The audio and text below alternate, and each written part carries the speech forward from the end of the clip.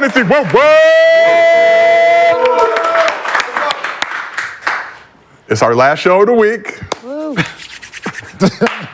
And damn, Lexi, it's your last show for a minute because you about to dip on us and go play some basketball. Yay. Yes.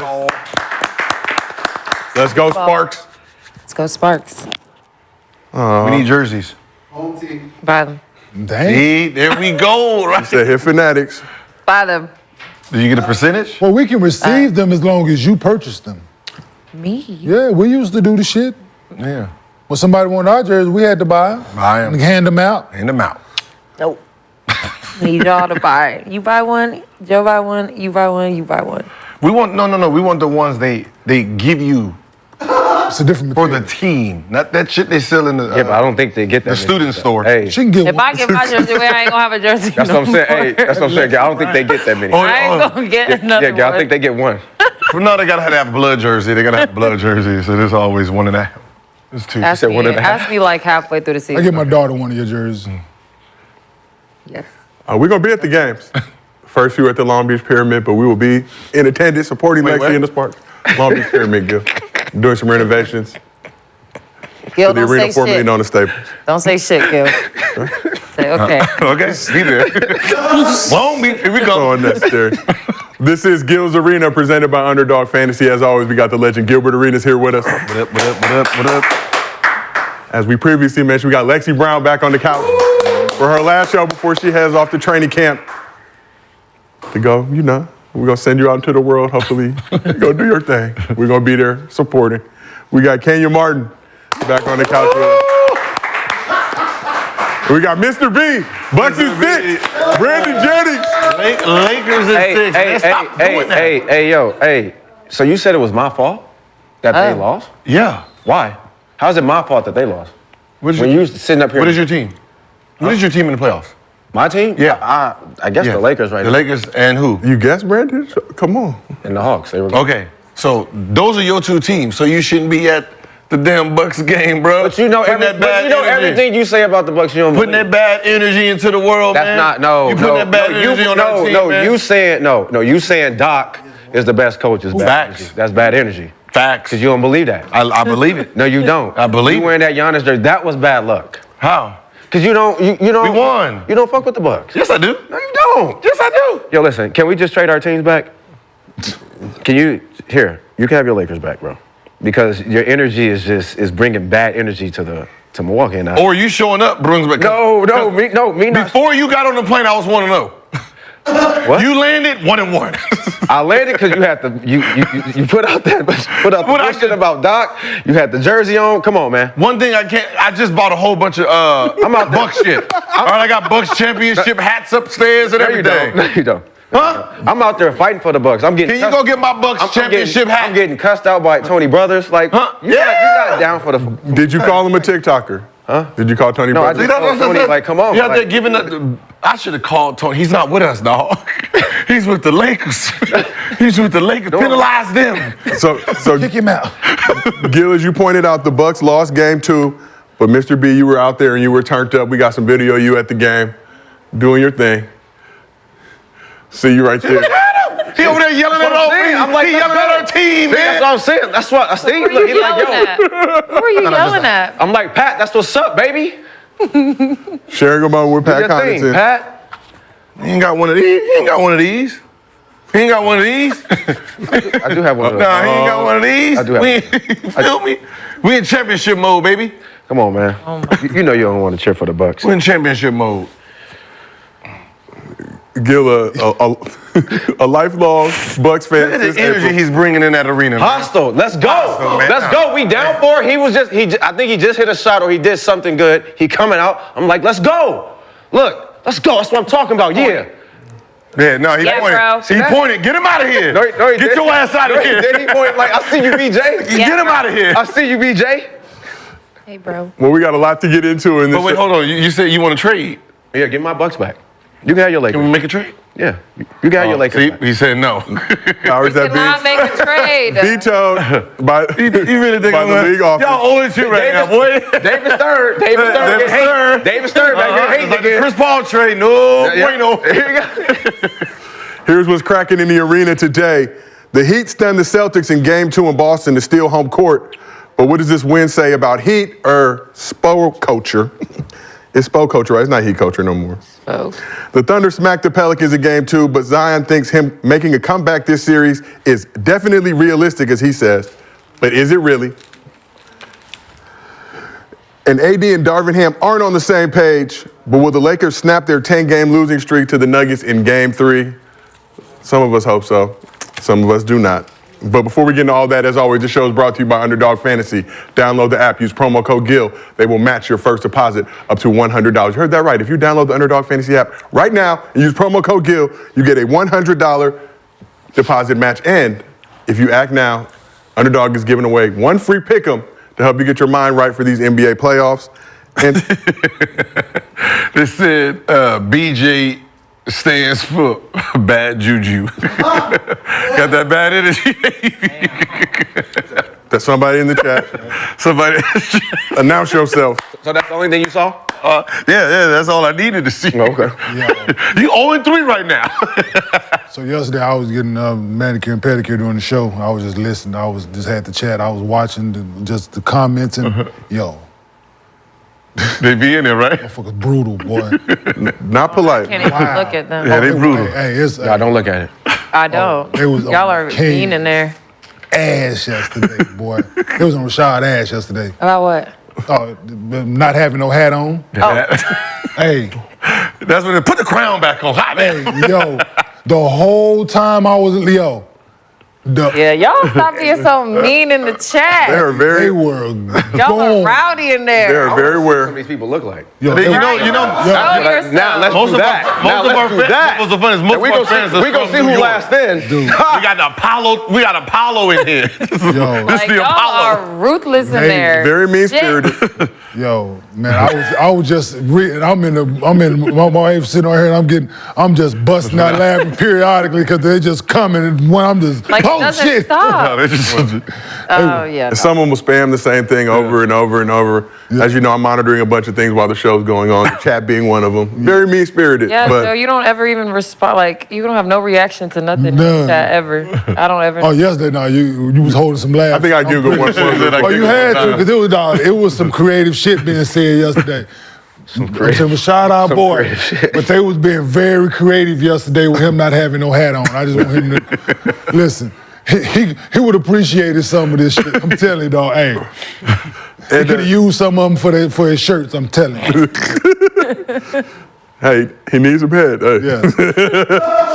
And Underdog is now live in Florida with champions there. Y'all got me messing up. Underdog is now live in Florida. Somebody said Samuel L. McCants. Oh, my God. The chat is ruthless. Underdog is now live in Florida with champions. Champions is a player versus player game. Just pick the high or low on your favorite players, climb the leaderboard, and win up to 100x in a single night. Underdog will have promotions going on all week for Florida users to celebrate the launch. So if you are a Floridian, make sure to download the Underdog Fantasy app and use promo code GIL. Come on, join our family. okay, my driver's license is Florida. Do that count? I think does my phone have to be there? You got to get the burner that huh? they monitor the location. Okay. But So, okay. Gil will figure out a loophole. If there's one thing you've learned about Gil, that he's gonna figure out See, I fly how to get some champions cracking. sit on the plane, have a layover, and Just send somebody out. while I'm on the ground. And as always, we do Mostly Fans at the end of every show. If you drop a good question in the chat with your Underdog Fantasy username and we use it on the show, you get a $50 bonus to your Underdog Fantasy account. If you send us a video, mostlyfansgil@gmail.com, and include your Underdog Fantasy username, you get a $100 bonus to your Underdog Fantasy account. Keep those videos under 30 seconds. You can ask us about anything. It doesn't have to be just basketball. And if you can't watch the show live with us on YouTube, we got audio versions available on Apple, Spotify, wherever you get your podcast from. So it is award season around the league. On Wednesday, the league announced that Naz Reid has been named Sixth Man of the Year, beating out Malik Monk and Bobby Portis. Reid played in 81 games and averaged 13.5 points, 5.2 rebounds, and 1.3 assists in 24 minutes per game, shooting 48% from the field, 41% from three. Reid is the first Wolves player to win the award. So I know some people on this couch thought Malik Monk deserved it. He did not get it. What do y'all think about Naz Reid and what he's been doing this season? Don't all speak at once. Oh no, I was big on him. Shit, when Cat went out, you know, I'm the one who was You're not happy with this saying that they wasn't going to miss a beat, Yeah. right? You happy with any of them? And him stepping into that role when he was out, I think solidified it. But no, I'm cool with it. It could have went either way, man. There was some worthy candidates in that department. Could have went either way.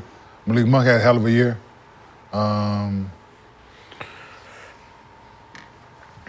Team didn't make the playoffs, so it's a little tough. So that probably weighed into the thought process of the voters. Your team finished 10th. Yeah. So Monk missed some time at the end of the season. missed some time at the end of the season, and it goes against you. I missed some time at the end of my rookie year, and it cost me Rookie of the Year. So it's a real thing. Yeah, I know. Yeah, it sucks, but it goes against you when you miss time at the end of the season. Like, I got hurt in March. Like, I broke my leg again in March, so I missed the rest of March and then the beginning of April. So Mike Miller was still playing well out, but then you know what I'm saying? So it's a real thing. You had a facial expression when I was doing that read Like, for Naz. out of the 3 players that was nominated, he has the worst total average, right? Points, rebounds, assists, right? He's at a cool 20. Points, rebounds, and assists, right? Combined, right? Combined. Okay. No matter how you look at it, if you're going to try to use team success, which shouldn't have nothing to do with, you know, someone coming off the bench and being productive. So he's the least productive out of the 3. He actually started 14 games. That actually helped him get to 20. Malik Monk was at 23.5. So he averaged 15 points. So no, he has 23.4 out of all of his totals. Right, Naz Reid is a center, averaged 5.2 rebounds. Malik is a guard, 5.1 rebounds. Right, so the production of what he was doing is still 3rd, right? If you wasn't going to give it to him, then Bobby Porter's is at 22.5. Right, so his production is still better than Naz Reid. So it's like, however you want to look at it, how do you? How many games each one of those guys play? How many games? I think Malik played, 71? I'll give it to you in one second. So he's 10 less. Portis played all 82. Portis played all 82. Naz Reid played 81. So 1 less than Bobby and 9, 10 more than Malik. Yeah. So that's what I said. And then Reid had the advantage of starting, right? You know, you started 14 games. So those Malik numbers didn't start any, and Bobby Porter started 4. So it's like, I get you. that's the only reason. Like I said, it could have went. It could have went. Then like it's. Should have went to Bobby then. that's what I said. If you're gonna say, he's missed that's as the many case. games, Yeah. he should win Bobby. Yeah, because he played all 82. And I was going to I ask get you, when judging 6th Man of the Year award, teams obviously suffer injuries all season long. Should what they do when they're now thrust in the starting role have any impact on that? Because I'm saying I'm a good enough 6th man that when my team needs me to fill a gap or fill a void of an injury. If you look at majority of the 6 men, most of those guys started. Like when Lamar Odom won it, he was damn near a starter. So how many? What did he average in those 14? So in the 14 games restarted with Cat sideline, he averaged close to 18.7 rebounds, 2.1 assists. There you have it. As a starter. I'm saying, but then that helped. that That's why I said it helped. But that's what I said. That Yeah, it helped should- him yeah, get to it did, the but 13 points. Like you said, you could have gave it to either guy. Yeah. Nobody, like I wouldn't complain if they would have gave it to Malik Monk if he missed as many games, or if they gave it to Bobby Porter. There'll be no gripe from nobody. They always fucking deserving of the award. You know what I'm saying? They just, I think they close their eyes and just pick somebody. But that's what I'm saying. What Like, it looks like Right. he did. but that's what I'm saying. It's like, Yeah, like, number 1, it was like, yeah. like But that's what I'm saying. Like when you think about it, yeah, by the metrics, it should've been both Bobby. players beat him in every category. It should have been Bobby by the So they both beat him in scoring. They both beat him in assists. They both beat him in rebounding. Yeah, they should have been. yeah, Bobby. He was by in the last metrics, it place. should have been Bobby Porter. Yeah, should have been Bobby It should have Porter. been Bobby Porter. If you're going to penalize the games not he the missed, game. yeah. I mean, that's what we talk about with kind of all these awards. What's the criteria? But the only team thing, success or but see, the games that are missed should be null and void if there's a 65 game rule. So since there's a 65 game rule, But they still punished him though. They still gonna punish him. no. I hear you. sucks. They still gonna punish him. And let's talk a little bit about Naz Reid. I believe he signed a 3-year deal this past offseason to stay with the Timberwolves. Could have took a bag elsewhere and probably been a starter. But how does Reid's solid play impact Cat's future with the Wolves? Cat's name has been mentioned in a bunch of trade rumors for a while now. What did he average when 18? 18. Yeah, 18 18-7 and 2 assists. 18-7.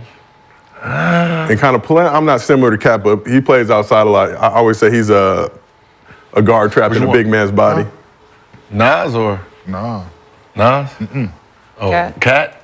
Keep Cat. Ooh, that's Get a rid of good Cat. one. Send Cat to Golden State. Send Cat, yeah. Yeah, I don't know how much longer Cat's gonna be in mini. For, I'm saying they That's can, but not who's they his three team over there? no more. Who's they three over there? can make it happen. On Minnesota or?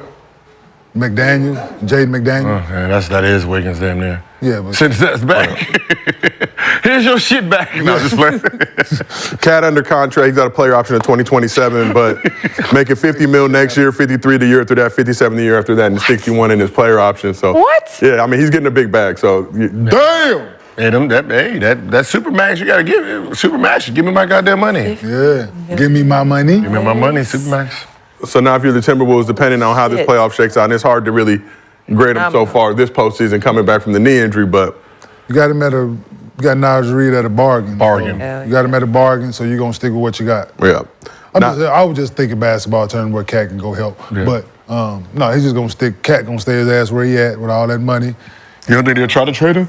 To see if they can get back some more pieces? What? Just some draft picks. Shit, what's gonna help you? Some draft picks win, but they ain't gonna play. I mean, but no matter. I mean, yeah, I feel. Draft I'm picks, just saying for Cat. Not this draft. I Couple think they more. got. I think they like where they. I think, yeah. You know what I'm saying? They, Well, I mean, it's, They're still young. their best player is 23, 22, 23. Cat is under 30 still. Yeah, they still young. Yeah, young one, like you said, young. Rudy's I didn't under know he was 30, I making that think. much money. He ain't going nowhere. McDaniels, he a baby. Yeah. Rudy's got a player option in Yeah, Rudy's under 2025. 32. Cat's under contract 31? Yeah, I'm about to say yeah, through 28. Who's 31? I mean, But you still, gotta. I mean, Yeah, but but still, he. But you can explore it if they did explore it before. There's nothing wrong with revisiting it if you think you can get something back and you can. Nas can fill that role, and when you're trying to, but it's a lot of money. yeah. It's like that. I'm Nas. They've got that core of Gobert, Towns, Conley, Anthony Edwards, Naz Reid, and Nikhil just Alexander trying to Walker, figure out all, where you- and Jaden McDaniels, all. Yeah, so that's Yeah, where do you that upgrade? means I mean, success. they have a So they have a great 7-8. for success set up for the next however many years, man. It's Yeah. next 3-4 years at least. Yep. So they finished third this year. They was fighting for first all year. When is Nas up? Actually, So Nas has a player option in 2025, so he's under contract next and season. when is Cat up? Cat is a player option in 2027. Ooh. So he's under contract for the next 3 seasons, and then he's got the player option. Oh no, so basically 2025 when Nas is up again, that's really gonna be the Yeah. determination. Side, Yeah. yeah. So at some point, I mean, do you think either by trade deadline next year or Nah, they figure no. something out by next summer? When Nas is coming up, Yep. they're gonna try to figure out something because he's gonna be demanding money if he keeps it up. Give me my bread. So we asked the chat, They're only getting better. does Naz Reid deserve 6th man of the year? More than 2,000 voters, 60% said yes. So chat, normally haters, giving Naz Reid some love. He deserves it. Shout out to Nas, first Timberwolf to win 6th man of the year. So we talked about this a little bit at the end of the show yesterday, but Sixers guard Tyrese Maxey was named the league's most improved player. Maxey's the first player to win the award after averaging 20 points per game the previous season. So he averaged 20 points, 3 rebounds, 3.5 assists last season. Numbers jumped to 26 points, close to 4 rebounds, 7 assists this year. And the Didn't Sixers were Joe 14 and 20 in the. Improved recently. So, yeah, most improved is kind of funky. A lot of people pointed out he was already pretty good, and he just got gooder. Right. Tyrese Maxey from last season to this season. Improvement, though, I will say. Yeah. But Kobe White had a solid year for the Bulls. Might have been Yeah. them 50-point games that put Yeah, him man, over the had edge. 350 balls. Joel was out. He kept them afloat till they got. That's kind of another team went home. That's kind of. I get Kobe White had a hell of a year. Yeah, he did. He had a hell of a year. Points, all that shit was up. I get it. Putting the starting role, Lonzo was out. They put the ball in his hand. Yes, absolutely. But you can't you can't ignore the fact that the Chicago went home. And this man had 350. This man had, Yeah, but 50 balls. Joel, Most improved. Yeah, yeah. but Joel, so his play had to elevate while Joel was out. He was already playing well while Joel was there.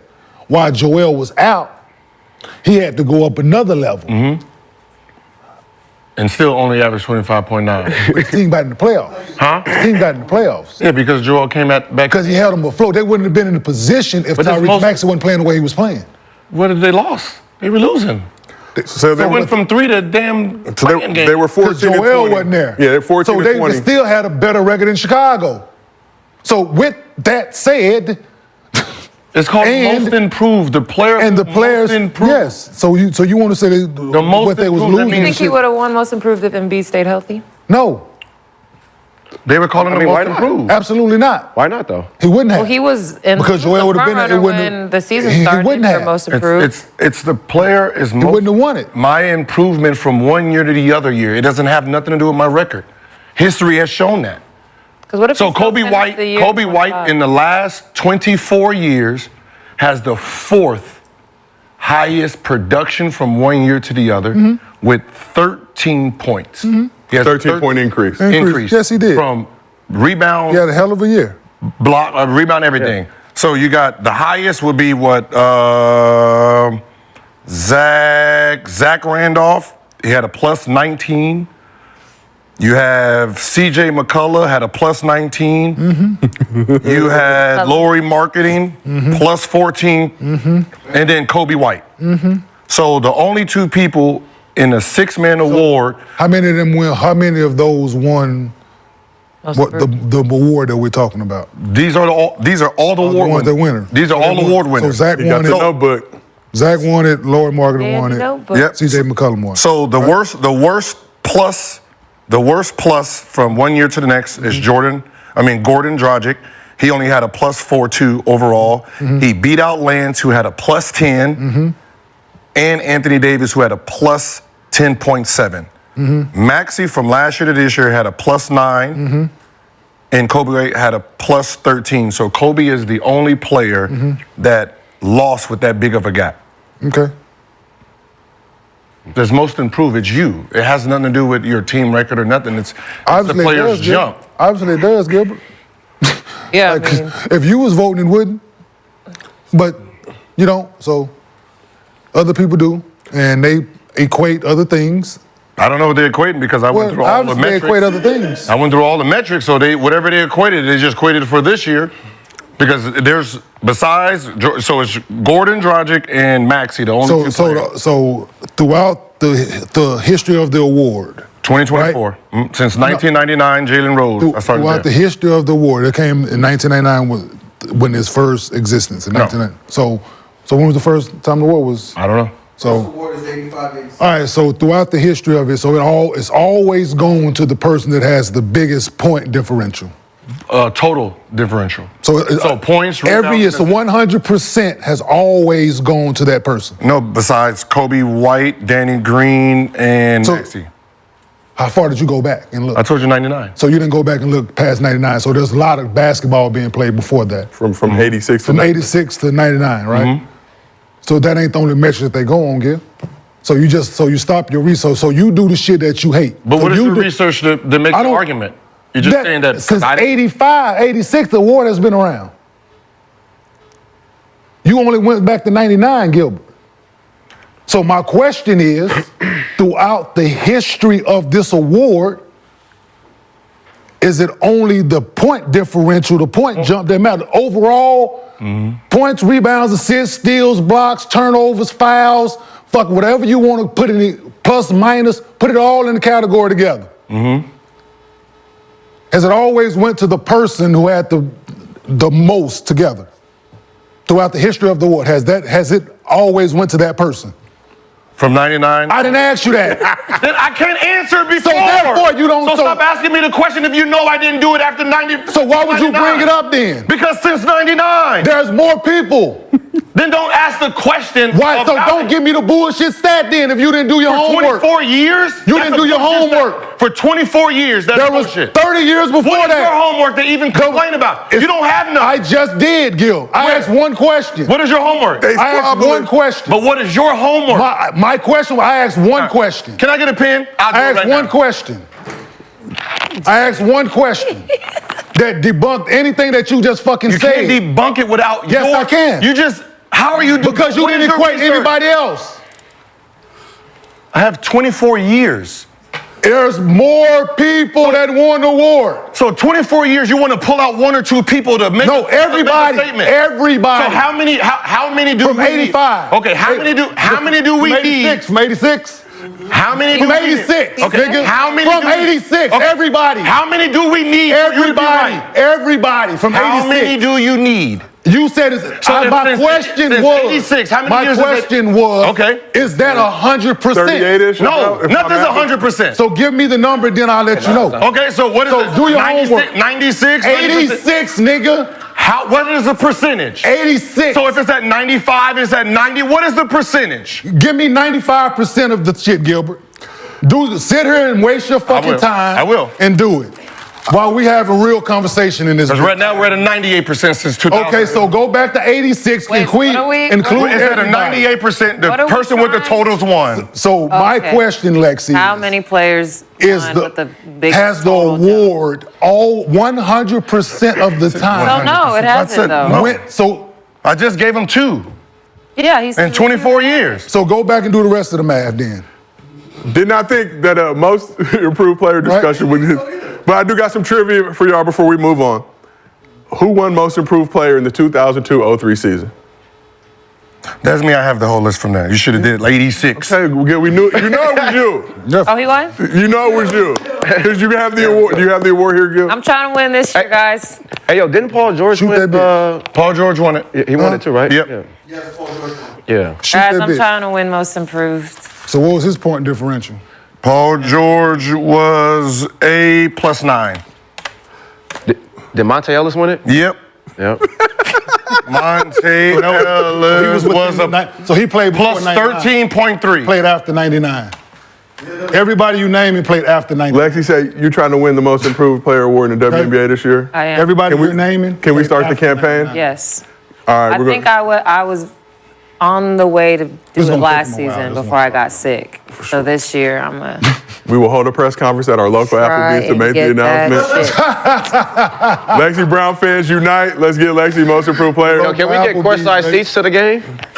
Underdog Fantasy will be furnishing the Gills Arena crew with courtside seats. You know? Tim, figure it Trip out. to Applebee's to celebrate. But let's move on. Let's talk about the most pressing issue going on in the basketball world, the Los Angeles Lakers. So, Yeah, we didn't talk about them at all yesterday. You shouldn't. and you see, the numbers did not perform because people only want to hear about Lakers. I had to prove my point. Everybody, why you always talk about Lakers? Because that's what y'all want to listen to. So after the Lakers' embarrassing Game 2 loss in Denver Monday night, Anthony Davis appeared to take a shot at Darvin Ham and the coaching staff. We have stretches where we just Oh, he did answer the question. don't know what we're doing on both ends of the floor, I thought you just got and those are the ones that cost us. So Yeah, so after the Jamal Murray question, I think that was the Oh, that was the mic drop. drop. Oh, okay. He did. That's a dumb question. I hate when they ask stupid questions like Oh, they gonna that. ask him. He made the shot.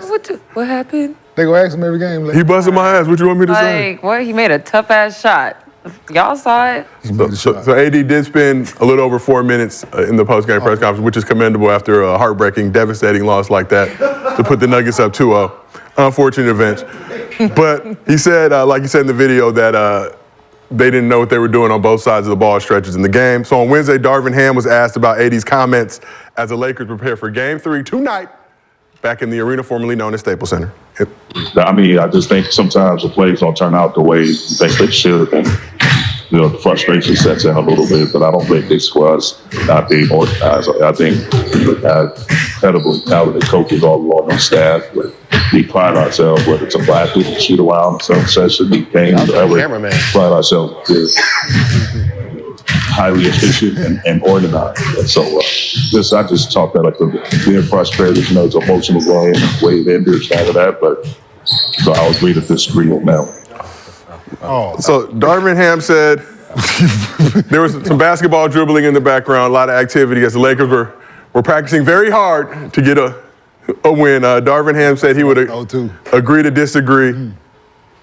So how concerning is it for the Lakers that AD and Ham aren't on the same page down 0-2 heading into Game 3? Our resident Lakers fan, Mr. B, Brandon Jennings. I mean, it's tough, man, you know? Down, going back home. Passionate, didn't he? Going back home, Game 3. man, you know, we're on a 10-game No, losing why we streak, not right? going together? 9-game losing streak. 10 game. We don't got tickets. Yeah, man, we got to figure it out. No, we got You know, we got to figure it out. We should always know what we're doing. I don't We've been like. in situations all the I time. feel like you guys are both giving each other bad mojo. Y'all need to just switch. No, I just think like, you know, It's not like, helping either team. like I just think, Brandon, you got your hands in your pockets right now. you know, is we agree to disagree. So, you know, like we're gonna figure it out, man. You know, AD, him and Ham gonna talk and figure it out. But we should always know what we're doing. I don't think they've been on the same page all year. So. That would seem like I got a. that fucking hat on. There's been some videos posted of That nigga blaming you like a motherfucker. Was he talking about Darvin Ham, or was he just talking about the overall that we don't know what we're doing out there? He said there was stretches in the game where they didn't know what they were doing on both sides of the ball. Which Okay, I would say that is a coaching issue. Or team, or players that's Or out you're not there? paying attention, motherfucker. Yeah, or he's not paying attention. Yeah, or that. Or that. He probably not paying And attention. weren't they winning the entire game? They were up by 20 at one point. I think Yeah, 10, so 10 it's go- like very odd that he is saying that when they had a very comfortable lead for the majority of the game. So fans have pointed out a video of Darvin Ham during timeouts. You know, Lakers fans with the cameras out, clipboards. They're Nothing on them? just initials on them. No plays being diagrammed. No but arrows, no lines. they have it in 4K. You can search the app formerly known as Twitter. I had a bunch of people tagging me in videos like, talk about this on the show. So you No, but just had, line up on the names? board. He just got the line up on the Clipboard board. be empty, just names. Do whatever y'all want. Yeah, Shit, they no. I don't know. Nah, you can't. Yeah, Anthony, I don't. Y'all lost. You just, yeah, you keep That that was a shit to tough yourself. shot. Yeah. If that is the case, you come and then, yeah. People that hoop, We know what's going on. yeah, if you don't know what, yeah, I don't. We know what's going on. Like, what the coverages wasn't clear, what he wasn't loud enough in his play calling, It's too late to make that Yeah. So what is it like? During the timeout, if you can't hear him or would you coverage, hey man, I can't hear the play call. It's loud in this bitch, man. Like, I don't know. But when he's saying it, is it like, like if I hear that, I'm thinking that if he said that as a player, I'll be probably more offended than a coach. Yeah. You saying I don't know what I was doing out there? Like I'm, you know, like offensively, I don't know my coverage, and defensively or offensively, I don't know. You want the ball or need the ball, and defensively, I'm missing my assignments. So you feel like AD was more shot at the players on the court, or Because it's so up in the air, it's like the first one who answers seems like they're guilty of it. So what do you say? Oh, I don't know what I'm talking about. because Darvin could just be like, well, shit, we coached our ass off, so that's a their problem. But he said we'll agree to Damn, disagree like with. they should have won that game. See, he That sound game was theirs. like they defeated. And that's what Darvin was saying, basically, like, yo, we were ready. Our staff was prepped. They we put a lot of work were into supposed to win that That's what I'm game. saying. That's The game had been won. That's players on the court, man. Like we all been there when there's a comfortable lead, everybody feels that it's their time to get their thing going, right? You start taking shots you normally wouldn't take, and a lot of people did that, right? Sticking with what we've been doing, man. Yep. And do you guys notice that when you were hooping, like if you had a comfortable lead, guys would start trying to get theirs and kind of divert? It's time to work on. Yeah, no.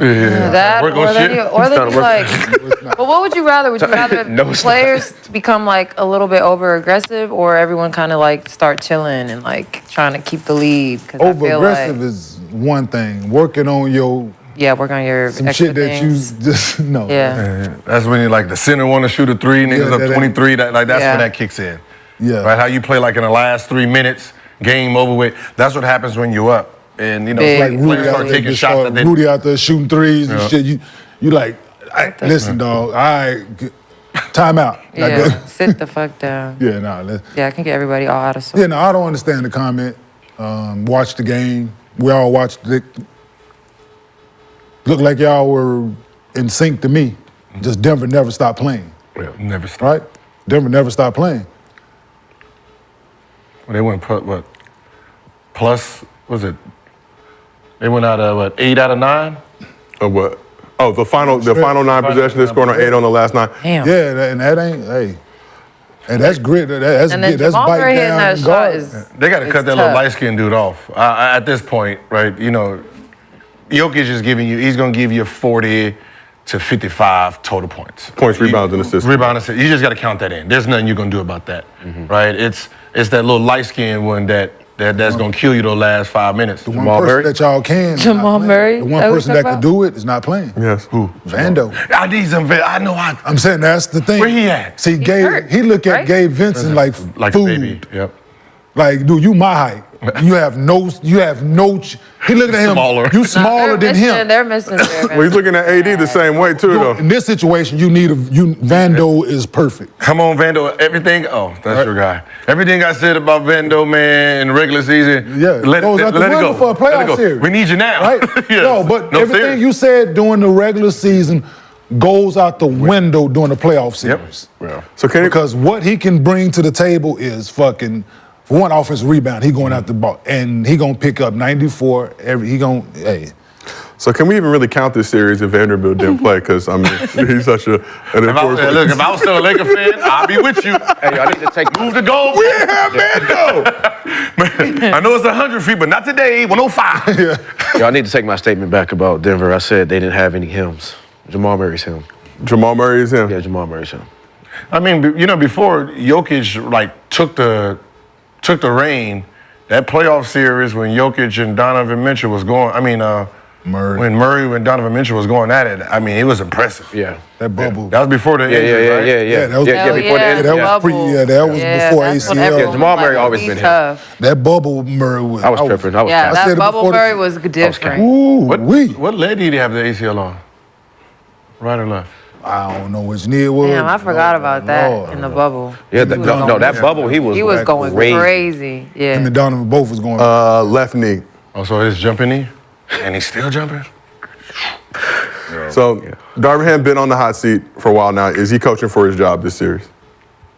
If they get swept, it's a great possibility. We don't use that word on this couch. Minimum games allowed. We're going to use it today, Josiah. I hate to tell you. Yeah, I think it's swept. He might. You've been trying to They embarrass get- me all weekend. The diaper. No, I'm saying if they get swept, the conversation might heat up. Who Hey, yo, the they fuck get is swept, you got to gonna- bring a broom.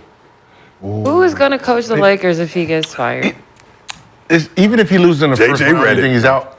Not if they win a couple games. In the first round? Yeah, you not don't that think, we you don't come think back. Bron him tired of him? It'd be, AD clearly is. that is obvious. That's what I'm saying. Like, because Yeah, either way it go. Yeah, Yeah, to it your seems point. like- It might be. What, this year 3? So who do you hire? this year too. No, this year 3. The dude. This is year 3. Hold This year on. 3? Yo, who do you bring in? This is year 3 for Darvin, right? Let me double check. It's been so. Yeah. It's been a blur. Guy from It's been a blur. Milwaukee. Yeah. Adrian? Year This 2. is year 2 Or for JJ. Darvin? No, yeah, JJ year too 2. young to coach that team. Ooh, I He's think he got, JJ's too young to coach the team. But year one, Oh, that's year what one he- Western oh, Conference so young Finals. over there. yeah, I think they give him. I think Genie appears to be a big fan of him. Tyson, like they tied. Like remember at the beginning of the year, all of them was like, oh man. last year was so fucking long with all the rush shit and all that. Yeah, that. But this year it happened with But D-Lo and Candy. Lemon Daddy. Lemon Daddy. If you work with Gil long enough, Candy? you know that candy means lemon daddy. It just is how it works. D-Lo and Candy. Candy the lemon daddy. still, listen, he was still 30 and 13. I'm with you. Under the Adrian Oh, Griffin. LeBron, he but- still got it. Shit. Bring in LeBron- JJ. be able to Shit. control it more. Let LeBron coach. You know, LeBron do want to coach. Player coach? Yeah, first I wouldn't player mind coach it. in NBA history. Shit, you bring Adrian Griffin? What's the name of that? Fizdale. Bill Russell? Fizdale. Oh, second. Fizdale. I'll bring Fizz. Fizz would be a great option. Legend. Everybody liked him. Everybody right? liked Fizz. Yeah, everybody liked Fizz. So let's talk a little bit about the Nuggets. Nuggets have won 10 straight games Yeah. against the Lakers, How's 6 that for straight. data? That was him. He said that. How's that for your data? Yeah. So Nuggets have won 10 straight games against the Lakers, 6 straight in the postseason. Michael Malone says his squad hasn't even had to dig deep into their bag just yet. Wednesday was our first practice. We've gone over our game plan. We've gone over adjustments for a lot of different players and play calls that we haven't even had to show yet. So that's why in the playoffs it's more of a chess match, reading and reacting. But again, we're not doing things that we've never done before. You know, you don't come into a game, write something on the back of a napkin and say, let's do this tonight. Everything that we're going to try to employ has been stuff that we've worked on and we've used in live game situations. Good shit. Bro. So someone on Reddit pointed out Michael Malone is playing chess while Darvin Ham is bashing together his LeBron and AD action figures and making sound effects with his mouth. Pew, pew, There pew. you go. Moses. Like the Pew, pew, yeah, you remember how you back in the day? Pew, pew, pew, pew, pew. I had the whole thing. yeah. I had the whole ring, everything. Oh, how simple were we back then? Like, pew, pew, pew. Ah. Blast. The Cowboys and the Soldier Having toys. a I Blast. used to have them all around the tub. What? This generation Indians? now is They iPads. would never. For hours, dog. Just sit there, just. iPad. Now kids on the iPad, like a little kid, you can see it. They after they look at it. That was that Dennis the Menace. iPad Dennis the Menace babies. had on it. So what are your reactions to Michael Malone's comments, and to further that, how impressive has he been just these past few seasons? It seems like he's a guy who's not getting a ton of love for everything he's been able to do with this Nugget squad. Bro, they're locked in. Bro, I just think they're locked in on another level, just from the coaching staff, from everything. Just how they play and how their demeanor. Even when they were down, they were just still just going with their flow. Like, I think they're just locked in and on a different level than everybody right now. I mean, these first two games kind of feel like they're just bored with the Lakers. So it's like, all right, let's let them get a 20-point lead to see, work on that. I mean, they've gotten the reputation of being like the boring team, but after seeing, I mean, I didn't watch them super closely this season, but like after watching them in the playoffs, they're just like extremely locked in. Like, people might think that's boring, but like they don't celebrate too much, they don't pout too much. They're kind of like very even keeled, like no matter what's going on. It's like that That's how San their best Antonio. players. Yeah. Their I best mean, they've players. taken on the entire personality of Jokic, Yeah. it seems like. Yeah, it's like San Antonio Spurs with Tim. What's so funny is the most exciting person in the organization is the coach. Yeah. He's the only one that The talks only shit. animated one. Yeah, he's the only running one his like mouth. Yep. Yeah. So it Me- should be low-key sometimes. Me being there, like having first-hand knowledge, like I spent the summer league there, coached the summer league with them a couple summers ago. Just their staff as a whole, outside of him, is very knowledgeable of basketball. And they eat, live, sleep the game. And they put the time in. They watch film, they going over scenario, like they for the summer league, the guys were well prepared for summer league. Like we have a couple meetings before the guys get in the room, and we all got certain things to do, so no, they well prepared. So now I can only imagine for the playoffs how much information that they have to and have went over. So when you were there, from Jersey to there, how different was technology, like the information of like practice, game film, and all that? Not much It different. wasn't. Okay, so y'all was advancing, because from like Golden State to Orlando. Damn, I mean from Washington to Orlando, two different planets. Yeah. Like, they were doing blood testing out there. They're checking, everything. Right, so I was just wondering, like, was there Yeah, an no, upgrade, Denver, no, in that regard, now, when I was there, Denver, it was horrible when I was horrible? playing for Denver. Now they got so much shit now, it's way different. But I'm saying like a couple years ago, like I went out there, I was thinking about coaching and just, Michael Malone, a hell of a coach. Yo, don't a lot of the coaches on the coaching staff, like, either like dads played or coached too, like his coaching staff? Like, aren't some of the coaching staff coaches like dads either played or? What, in Denver? Behind Mike Malone? No? I think so. I think it was. I mean, there's some I ex-players. think it was like some. You got Joy. No, so you got David Alderman, Ryan Saunders, Popeye Jones, Ryan Bowen. Yeah. Ryan Bo played him. Yeah, so you got Ryan a Saunders. What's his Stephen name? Graham. yeah. You got Stephen Graham. Yeah, that's what I'm saying. Yeah, but it's all like, it's all like. They got good basketball. Flip side, Yeah, Flip side was good. And they got a few the guys. basketball mind is crazy. They got a few guys from Europe on the staff. So So they're well rounded. So they coaching the offensive spacing of European basketball. Like it's all of that going on. And then I was there, they was picking my brain about the defense. So how would you guard this? Like you would do if I was in the room, right? So how would you guard this? How would you do this? How would you do? So we always. I think that's the advantage too. But I ain't getting no job. It's that. And they picked your brain and said, yeah, we good. What? Like, that's too much defense. Not enough. No, just too much. No, just Too much defense. Yeah, that's, I mean. went and hired Jason Terry as their G League head coach. Oh, never mind. Okay, well, let It it be known. nothing to do with the. So, question for everybody on the couch: were you ever in a series where you felt like your team had equal or more talent, but were getting out-coached? Shit, yeah. hell yeah. And how does that make you feel as a player? Like, just That's recognizing his Denver year, yeah. You bring it back. any particular years? Any particular? At what moment do you realize that y'all getting out When coached? you see on his face, you thinking about George Carl. Let me go ahead and put this research away. I'm not. At what point did you realize, The damn, George we getting Carl. out coached? Huh? Like, when did you realize? We know we didn't have a chance going in that regard. And what series was that? Lakers Western Conference Finals. So going into that series, As far as that aspect, no, we played against San Antonio in the playoffs and got a chance in that regard. Pop coaching circles around this man. Fucking guy over here. Do we have no fucking? No, we ain't going over everything Mike Malone said. I was sitting there like, damn. In the game situation, we never went over none of that shit. Man. Dead ass serious. and did you know it then, or did it take time to realize later on in life, like, damn, he wasn't doing it? No, It was conversations being had? Yes, we ain't go over, man, we ain't go over in. After listen, Anthony Carter threw the ball, I don't mean to shout it, but this fuck, we watched it. AC threw the ball away, out of bounds play, we're trying to zip a Melo up. Yeah. We lose. Next game, fuck the AC ain't taking the ball out. Who decide big badass Kenyon want to go take the ball out? I'm gonna get that bitch in. Same scenario, zip a Melo up, turnover. We lose. Right?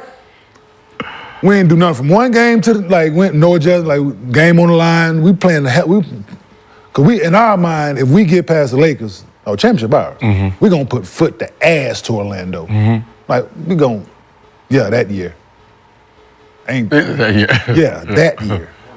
They ain't have a chance, man. Threw the ball away twice. Cause we ain't got no zipper Melo up shit. Zipper Melo up. And they just took it away. We ain't got no timeout. So he's the first zipper up? Yeah. Not zipper the guard and then him. Oh, wow. Yeah, strong side. Yeah, strong side zipper. Strong side zipper That's up. the worst one, dog. That's the worst one, man. Hey, I stole a game winner, stole that shit off that first zipper, cause it's easy. It's easier to guard because what ends up happening is the guy who's taking all out of bounds. That defensive guy can just jump into. Deny the ball. Yeah, deny the ball. Yeah, I don't like that. Turnover. Brandon, did you ever have a series where you felt like that? Like, damn, this other coach is very well prepared for it. When we got swept by Miami, when I said Bucks and 6, we had no chance. They had a pretty good team. Our coach got fired. Scott Skiles got fired, and we had the assistant, so I knew we had no chance. It was. Lex, you still hooping, so I want to protect your bag. I mean, the one playoff experience I had, we won. So. Yeah, you ain't have to worry about that. Good You job. can speak positive. Yeah. Yep. So. Ring me. Yep. It was fun. I was gonna say Orlando. Okay, when we played Bulls, bad coaching helped us get that win. Scott Skiles decided he wanted to, for whatever reason, bench Eddie Curry for the playoffs, right? And think about who we had.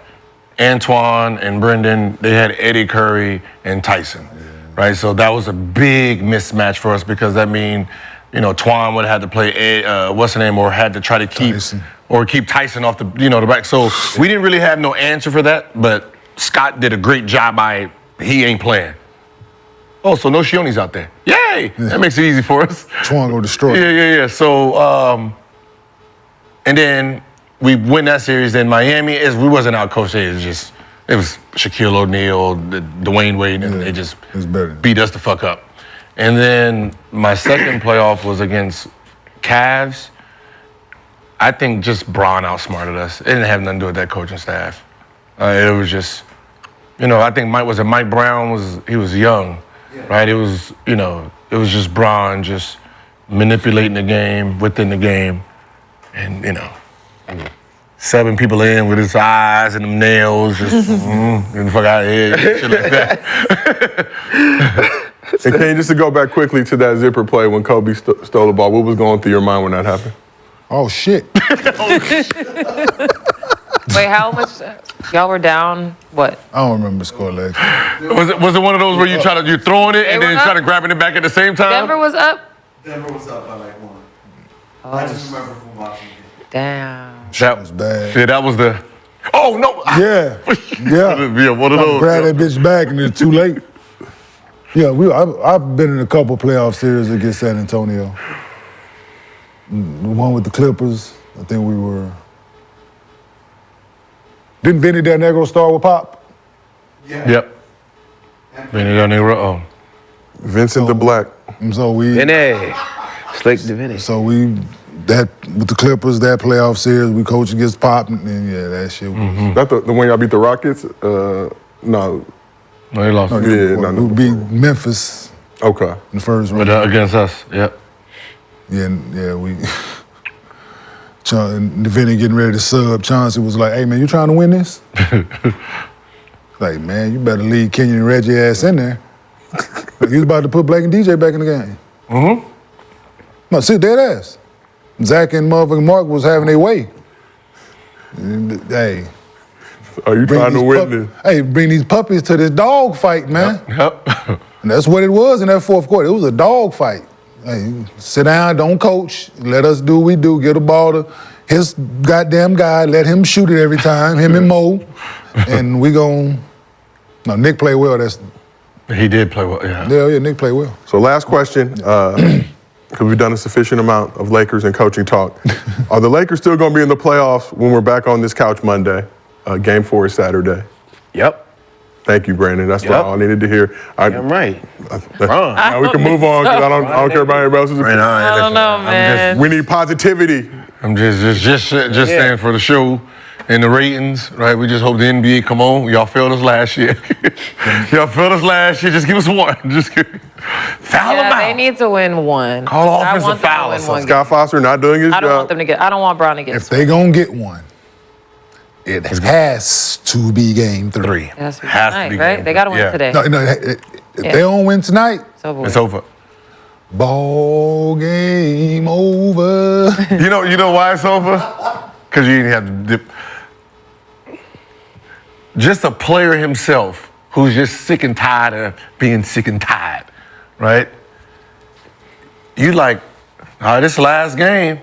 And then some coaches been like, yeah, we just got to take one win at a time, right? And you like, man, shit, that 4 more games, nigga. Like 4 more, nigga, you crazy. I'm out of here, In a man. row. And then from there, you gonna They start lose it. tonight. They got to win them. That's what I said. So it's like, you know what I mean? So it's like one of those things where when you're down 0-3, nobody really trying to. The players, they gonna give up.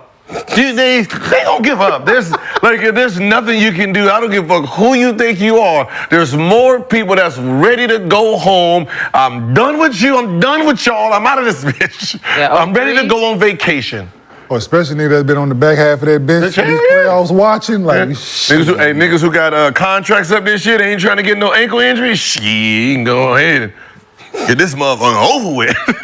Always great hearing your guys' perspective. I'm just, Because that would be I don't my think you ever mindset, been too. through. You ain't never been. Oh, I done been swept before. Oh, okay, so that last game, you be sitting there like. tough. When you go down 0-3, are you in between those game 3 and 4? Are you already making preparations? Hell no. No, I was you in the making final. No, I preparations. was in the finals the first time. That shit was horrible. I came out and played. I had 35 in the last game, before. yeah. Fuck, I wasn't trying to go home. But how dog. was everybody else though? No, we played hard. We just was a lesser team. Like that's all. Like, another time against San Antonio, that shit was. That's a horrible feeling going into game 4, dog. You think you want to play and you get out that business, that stitch start going left. You like.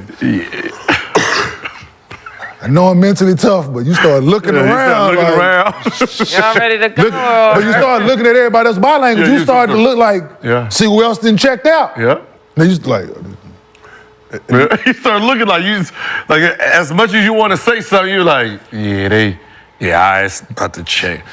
I was about to check out, motherfucker. That's when you know. You start looking at stat sheets, motherfucker who averages 30, and motherfucker be like 16, 15, you be like, all right.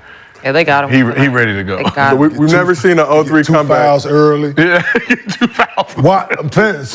Shit to pay attention to. The stars or niggas who like. 2 quick fouls. Fuck he reaching for? First 30 seconds. What? Jump ball, fight, really. Start claiming fouls. You hit them. Yeah, Give it to me. So we've never seen a team come back from down 0-3. Or you won't. You will never see it here. We did. That's what I said. Is That's hard, you mentally, man. like, there's too many people that's just this one game and then, like, but that's what I think about the people at the end of the bench, man, who ain't played. They just, like, ready to get the season over with. Players who's having a bad game, I mean, just a bad series, they ready to get, like, you know, D'Lo last year. Man, that game before, man, took 2-3 shots. He coming off the bench now. Man, motherfucker get checked out. No, let the team go on 8-0, 10-0 run during that motherfucking game 4. Man, shit. LeBron gonna get his 35 in the first half. His 35 in the first half, 2 in the second. What? I had 37. You know what's so funny? How Dame looked in game 1, that's how it looks in game 4, dog. Amazing first. Second half, you're like, what happened? That's crazy, and then just. I can't believe you didn't score in the second half. That's how it usually looks. We never seen a team come back from down 0-3. The Celtics did come close last year. Close only counts in horseshoes and hand grenades. I was going to ask, I thought you said you know where Close works at. Yeah. Does she work with Hope? No. Yeah, no, Okay. no. Close only counts. Kind of depending on what Hope got. Horseshoes and hand grenades. But let's talk about this Heat Celtics, this year's version, the rematch. So Tatum and the Celtics cooked the Heat in game 1 Sunday, leading by as much as 34 points in the fourth quarter, winning by a dub. Celtics were 37-4 at home during the regular season, and with the Heat without playoff Jimmy, many thought it would be a sweep, but they were wrong. The game was back and forth until the third quarter when the Heat went on a 15-3 run and led by as much as 12 before taking a 6-point lead in the fourth quarter. Tyler Hero led the Heat with 24 points and 14 times, going 6 for 11 from 3. In his previous 5 games against the Celtics, Hero was 4 for 24 from behind the arc. Bam Adebayo dropped 21 points and 10 rebounds, came up with a bunch of clutch shots in the fourth quarter to help the Heat preserve their lead. And Caleb Martin had 21 points, including 5 threes in the game. Shout out Jaime Jaquez for that bucket. Like I said, Caleb Martin had 5 threes in the game, none bigger than this one with the Heat up 6 to basically put a dagger in the game, put them up 9. Heat hit a playoff record, 23 threes in the game, shooting nearly 54% from deep. Tatum followed up his triple-double in game 1 with 28 and 8, and Jaylen Brown put up 33 and 8. But Derek White was the only other Celtic to score in double figures. Rest of the Celtics struggled, including Porzingis and Drew Holiday, who combined for 15 points in the loss. The Heat trio of Hero, Bam, and Martin were combined 23 for 38 from the field, 11 for 18 from 3. Damn. Lexi, you're not picking hats out of a bag, a Celtics fan. I am a Heat person right now, though. Go Oh, that's your Heat. team? Yeah. Go Heat. Because everybody ain't claiming their team, so you hit. Go Okay, Heat. okay, so you should be happy. So how excited were you half happy. to see your favorite team and favorite coach? Celtics. So I was happy the other day. I'm kind of happy now. But, yeah. Spo, You're going to get your own blood, yeah. But Spo, like, he's just so impressive as a coach. What he has those guys out there doing, even if they're down, their star and Jimmy Butler, they just come out and play so hard. But I don't know what kind of defense Boston was playing last night, so. Same defense they played in game 1. He'd only made 12 threes game 1. They threw like 12 for 30. I say, yeah, they just shot well. So there was no difference. They just shot Like, well. they played the same way. Listen, the winning team, they beat them by a certain amount. They made small adjustments. They didn't think they felt the need to make. They thought them guys would come out and play the same way and the same things, and they came out and played them different. I think my thing is, I mean, even, that's all they have, right? Yeah. It's three-point shooter. They don't have. Who, the Celtics? Yeah. No. Miami. Miami. They don't have any. The Hero's not driving. Caleb Martin's not really going to drive like that. Duncan Robinson's not driving, right? You don't have anybody who's going to be attacking a basket. These are just they had a three-point shooters. ridiculous shooting night. Right? I mean, even if they hit 3 or 4, you got to be all right. Let's get a little bit closer on. Let's let them put it on the floor just a little bit because we do have height over them.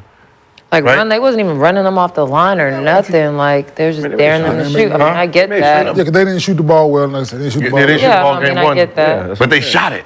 They So put them up there. adjusting, you gonna start running them off the line, or you gonna still let them shoot them same I don't threes? think it had nothing to do. They made shots, right? Yeah. But the adjustments that Miami made, right? They switched everything. So it made it look like a zone. They kept him out of That zone was stayed out of whatever rotation. that They was. played zone, but they switched everything on the ball. All pick and roll, even with Porzingis. They had Martin guard Porzingis in the post. Like they were switching everything, right? Even Tyler Hero was guarding Porzingis in the post, right? So it kept them from penetrating and kicking and stuff like that. Game 1, Jason Tatum had 10 assists. Game 2, he had 3. Make him play one-on-one They can basketball. play one-on-one basketball. Each guy had 3 assists, 2 assists, 4 assists. Like for Boston, it's 3 assists, 4 assists, 2 assists, 4 assists, 1 assist, 1 assist, 3 assists, 3. Like Tyler Hero had 14 himself. Assists. See, that made Game that. 2, so it made him play one-on-one basketball. So when I'm watching the game, that was the difference. That was the adjustment, right? We're gonna stay out of rotations. We're gonna play. You guard your man. Whoever's on him, contest the shot, make it tough on him. If you make it, he make it. Right. Stay between him and the basket. Yep. We're not helping. Mano a mano. And that's what they did. And that was the adjustment. So let's see what adjustment Boston comes with now for game 3. Because that was the major adjustment and it worked for them. So they we just gonna play one-on-one. We're gonna make it tough each possession. We're gonna pick you up full court and live with the result. Because Porzingis he's so good in space. They ain't give him no damn space. But even with that, like, that it's just like they have your number, right? I know you upgraded, right? You upgraded, you got better players in there, but for the most part, they know exactly what you're gonna do, right? And they understand that you two guys play a certain way. So we want you guys to play individual basketball, right? You take 3 or 4 shots because you think you're on fire. When he gets it, he gonna want to just take a shot because he ain't shot in about 4 minutes, right? And that's what ends up happening. You're separating them, letting them eat each other, right? Instead of them playing basketball with if Jason Tatum is here, we already know where to find Brown all the way in that corner over there, right? He ain't even the first pass out of whatever the double. He's the second pass, so it got to go from Tatum to White, from White to Brown. We can just deny Brown, let White shoot that shot every time. So you can really isolate the team, and it seems like that's what we're supposed to do in a little bit. They did, and then another point to what I was saying about when they were how Miami was playing the pick and rolls and certain things in game 1, Porzingis was getting so much space separating out of the pick and roll, so the rotations and all that shit was longer. So that was just so people can understand why they start playing, start switching everything and just playing him honest in the post. Like if he catch at the elbow, we're just gonna make it tough on him, catch it where he want him to catch it. If shoot a turnaround and jump and make it, shoot a turnaround and jump and make it. But he's not gonna kill. because he was shooting the ball from 27, 28 feet. Hey, that's a far ass rotation for guys to try to get there when you're trying to keep the ball kind of double Tyler here, Jason Tatum and Brown to keep the ball out of them guys' hand. But no, you got so we know what Miami coaching staff has been in big game and clutch situations. They're always gonna come up with a great game plan, and if they're making shots, good luck trying to beat them. So naturally, Celtics fans in attendance weren't happy, left the game early. Celtics fans on the internet weren't happy as well. One Celtics fan posted the following tweet. He said, Eric Spoelstra watched 763 Kristaps post-up possessions and analyzed every frame to prepare for this game. And Joe Mazzulla was logging the town on his letterbox diary for the 27th time and writing, still holds up, solid flick in the review section. We're doomed. So let's talk a little bit about the Heat and Spo. We talked, whether it's Heat culture, Spo culture. Brandon, what does Spo winning the game against the Celtics in Boston without playoff Jimmy say about him as a coach? What was Jimmy's tweet? Oh, we're gonna get that in a second. Oh, don't let us get one? I mean, but yeah, like you said, man, it's the system. It's everything Spo does. They've been in this position before with them last year, so I'm sure they still have confidence that they can beat them. It's the same team. I mean, just add in Drew, of course, but I mean, they got players. They got definitely better players than they had last year. What's his name? Gabe Vincent? Sam. Whatever. Yeah, whatever. Yeah, all that. We don't know where Gabe went. We don't know if we can get But no, man. Not Gabe. But no, but look, that is not also, Gabe. man, if they can keep making shots, I mean, if they keep hitting threes, I mean, Lexi, obviously our resident Heat fan on the couch, lifelong since April. No, I mean, I've always been a fan of Spo.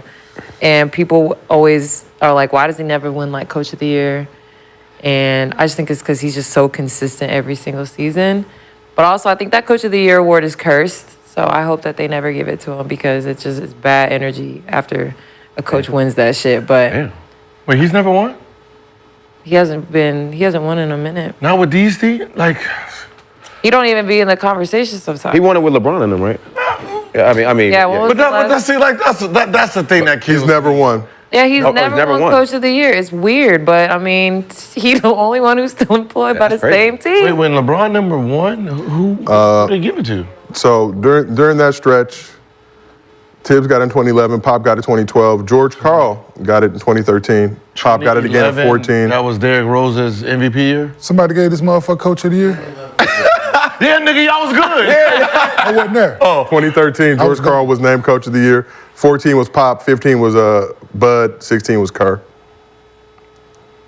I'm telling you, he's never won. It's crazy how he's That's never won crazy. Coach He's never of the won. Year, I mean, but he's the maybe- only one that's But maybe in the you're right. same spot. Consistent. But Okay. maybe you're right. He's like, shit, man, he don't need it. He don't want that shit. he That don't shit need got it. bad energy on it. Okay, Only one that kept their job was Pop. okay, this is a real question, Exactly. right? What makes you Coach of the Year? What is a Coach of the Year, right? Let's say who's all right. Who was third in the? Okay, New York, right? Was second York in the was East. second. Okay, second in the East. Third was the Bucks. What's your favorite head And coach? who's fourth? Doc Rivers. Magic, right? Cleveland. Cleveland. All right. Let's say Cleveland gets Paul George next year, right? Right. They gets Paul George, and they number one. He should be Coach of the Year, because you know what I mean. Like, shouldn't a Coach of the Year, like, I guess this is just biased thinking. You have the least amount of talent, and you're maximizing it, right? It shouldn't it's right. I don't know. So Mark Dagnall from the Thunder's his current frontrunner to be Coach of the Year. Would you say that he definitely deserves it should for what win. he did with that squad? He definitely He should definitely win. yeah. But I Is feel that like now stick stand out to you as- year to year because you don't always have teams like OKC that are That's what I'm saying. good. But like when you have those situations where you have teams like that, then yeah, that coach should absolutely be Coach of the Year. Like it should be based, like you should be able to look at it, right? And say, all right, they were here, and then they didn't add anybody. This is where they are. Like you get superstars on your But wouldn't team. you have like an argument for the Celtics coach to be Coach of the Year? You know, they have the Not best that record, too, all but- that. They were But- number 2 last year, number 1 the but- year before that, and then they just added 2 more stars. I was like, Yo, how many different lineups did Miami have this year? They had a lot. Shit ton. Right? They had a whole, They yeah. had a whole lot of Got lineups. this players year. in. But that's what I'm saying. So it's supposed to be like that. Yeah. But he's like never. Oh, you see what I'm he's saying? never This year, even in the this year, conversation. if last year, Last year for sure. back to the fight. Yeah. This, But that's he's what I'm- never but that's even what in I'm the getting at. conversations. That's Like, Like when his Oh. team was good, you say, nah, we're not going to give it to you because you LeBron. got your LeBron. team got is too LeBron. good. Okay. All right. There's none now. Right? You have Jimmy and you do have a bunch of dudes that, like, come on. Nah, last year Yeah, definitely that's- would have been the year for him to get it. I think. Well, maybe, like you said, maybe he That don't need it. group. He don't need Max it. Strus, Well, Gabe you gotta- Vincent. I mean, but you do need it for your But we resume. keep though. saying, like, No, he's you the don't. best coach in the league right now. He's one of the best coaches. He has probably out of everyone the least amount of talent on his team compared to the field that's actually Especially- in the playoffs playing very well. Yeah. Right? He probably has the least across the board. And over the last few seasons, I would say, like if we're talking about the teams he has and their record and how far they make in the playoffs compared to other coaches with their talent. That's why I question stuff. I just question stuff a lot, and I do the research to try to figure out, like, how far is the player's thought process from a voter's process? Yeah. Like, you know, like we can look at a player and say, all right, this is a defensive player of the year because of everything he's doing. Yeah, he might not have the blocks and the stuff like that, but he's preventing. He's preventing a lot of baskets that is not accounted for in stats, right? I'm getting ready to drop, like with the Luka thing, right? Right? Luka is getting credited for the defense, but you look at the back line, you got the guy at the elbow, you got this guy so these guys are stopping him from taking off, right? So that's what you don't see in a defensive rating. Yeah. Like when Kmart was in, and I'm getting ready to try to take Chauncey, and I see him back there like, nah. All right, goddamn it. Pick and roll, and I see Kenyon coming like, nah, let's go the other way. So, you know, there's these guys that's sitting there they're doing more preventive work, right? The block shot is the block shot, but how many plays did he destroy? A writer wouldn't know that. He wouldn't know that he destroyed. We tried to do 4s out strong, and Kenyon already seen it and stopped it. That was the play we was trying to run. It was stop. That's a stop. Yeah. We had to do something else. They don't count those. And obviously me, never playing the league, just square opinion, closer to the media. Does it seem like it'd be harder to evaluate coaching compared to players? Like I can watch an Embiid or I can watch a Joker and see how good he is on the court, but that coach might have had a hell of a game plan, but guys weren't making shots, guys were having defense. You don't understand basketball. You know what I mean? It just feels like from a writer or a media perspective, You have to really coach is going to get a lot of credit when the team plays well, but they might not have had that much to do with it versus what their talent looked like. Those adjustments from game to game can be so small, and if you don't really understand basketball, you won't even realize the adjustment that was made. I think good coaches, like, with the right amount of talent and basketball IQ from players, during the regular season, you can win games with pretty much any coach during the regular season. With the right amount of talent, the right amount of basketball IQ. From the players. So it has nothing to do with the coaching? Not during the regular season. Okay. Man, that sucks. I'm just saying. Yeah. You can throw anybody over there. If you got guys that give a fuck that know how to play and the right amount of collective talent on one team, you can win 45, 50 games. Right?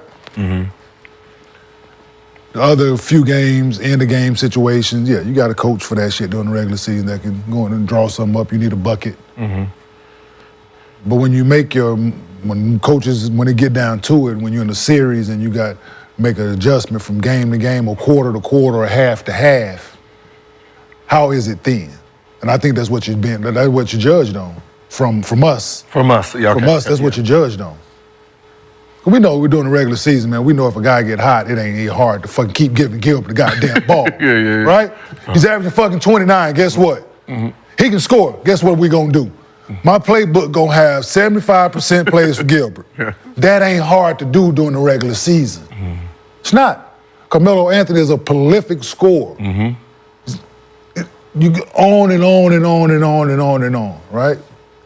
But when it get down to it, how can I put Gil in the situation when the team is focused in on him? How can I make his job easier during the playoff series? That's when coaching come into play. That's when good coaching come into play. Okay.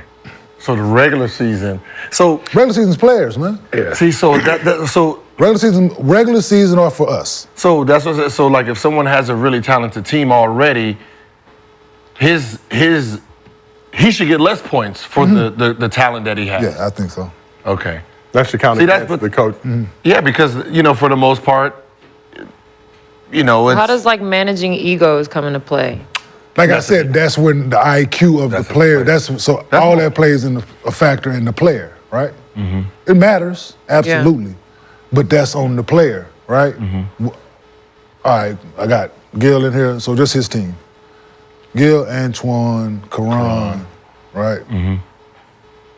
Because do you think that some coaches have to do more work managing egos, so they don't necessarily have enough time to just like focus on hoop shit, versus you have a team that you have to like manage more egos, so you don't really have the same amount of time to focus on like real hoop shit, where you have teams like OKC.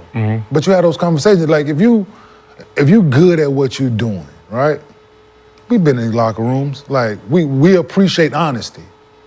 We appreciate you being transparent, coming to what you expect from do's, don'ts, good, bad. I'm gonna let you have your freedom in this aspect. All I ask is this. Like, it don't take much to have those, and you throw the same thing in there with the ego thing, right? We're all making money, we're all this, so what's important to you? Whose job is it in a locker room to like establish roles? Because I've struggled with that on different teams. You have teams that it's the players. It's locker rooms. It's our. What if someone not happy with their role? Get out. No, like, what else do you do? Yeah. What else do you do to help us? Like, what is your role? What else do you do? Right. That should But be the the question, players right? got to have that conversation. Yes. And the coach. And So, when like, does the coach let- ever step in Let's say for if you're a that? shooter, right? Let's say you're a shooter and you're just having a bad month, right? And then coach is like, all right, don't shoot no more. Most of your players who know you practicing in your shot are like, don't listen to him. We're gonna keep looking for you. Right. That's a player thing, right? The player, because you're practicing, you're around each other. We see each other's work ethic. We establish what is really what. Right? So there's, a coach can put you out there and say, all right, you're gonna be the decoy or whatever, and the players might have a different decision. Yeah. Right? So the players is gonna veto coaches' decisions for the most part anyway. Just say like this on the play, right? We running a pin down for you. We done ran this pin down a couple times. Gil got the ball. I'm coming to screen for you. Gil tell me, I know coach called the pin down for Lex again, but I see the way they playing it slip.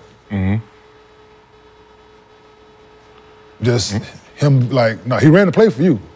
But what he see is what Right. Yeah, so what's I see gonna work. I see Right? I see his big man is sitting there edging a little bit more. Early. Go for the lob, throw the lob, next play, run it. Now it comes for you. Now you're gonna get the shot, Yeah. right? But yeah, he's thought the coach might have knew what was right at the moment, or thought he saw what was right, but we see in real time. The same thing with the locker room. It's the same thing, but it has to be on that, Yeah. right? And I think that on the teams I've been on, that's been missing in our locker room. That open dialogue, just about basketball shit. Y'all sensitive. Gotta, Because y'all sensitive. yeah. Y'all women are built on emotion. But so, question for all of you guys coming up. Like us, we can. I mean, no, I'm that's what it agreeing is, no, with you because because I'm one of the. what- I will say I'm but as one of a- the few players that lives, breathes hoop all the time. So Why? sometimes it's hard to have real hoop conversations. Why? Why what? Why you eat, live? Who did you grow up in the house with? Yeah, with NBA player.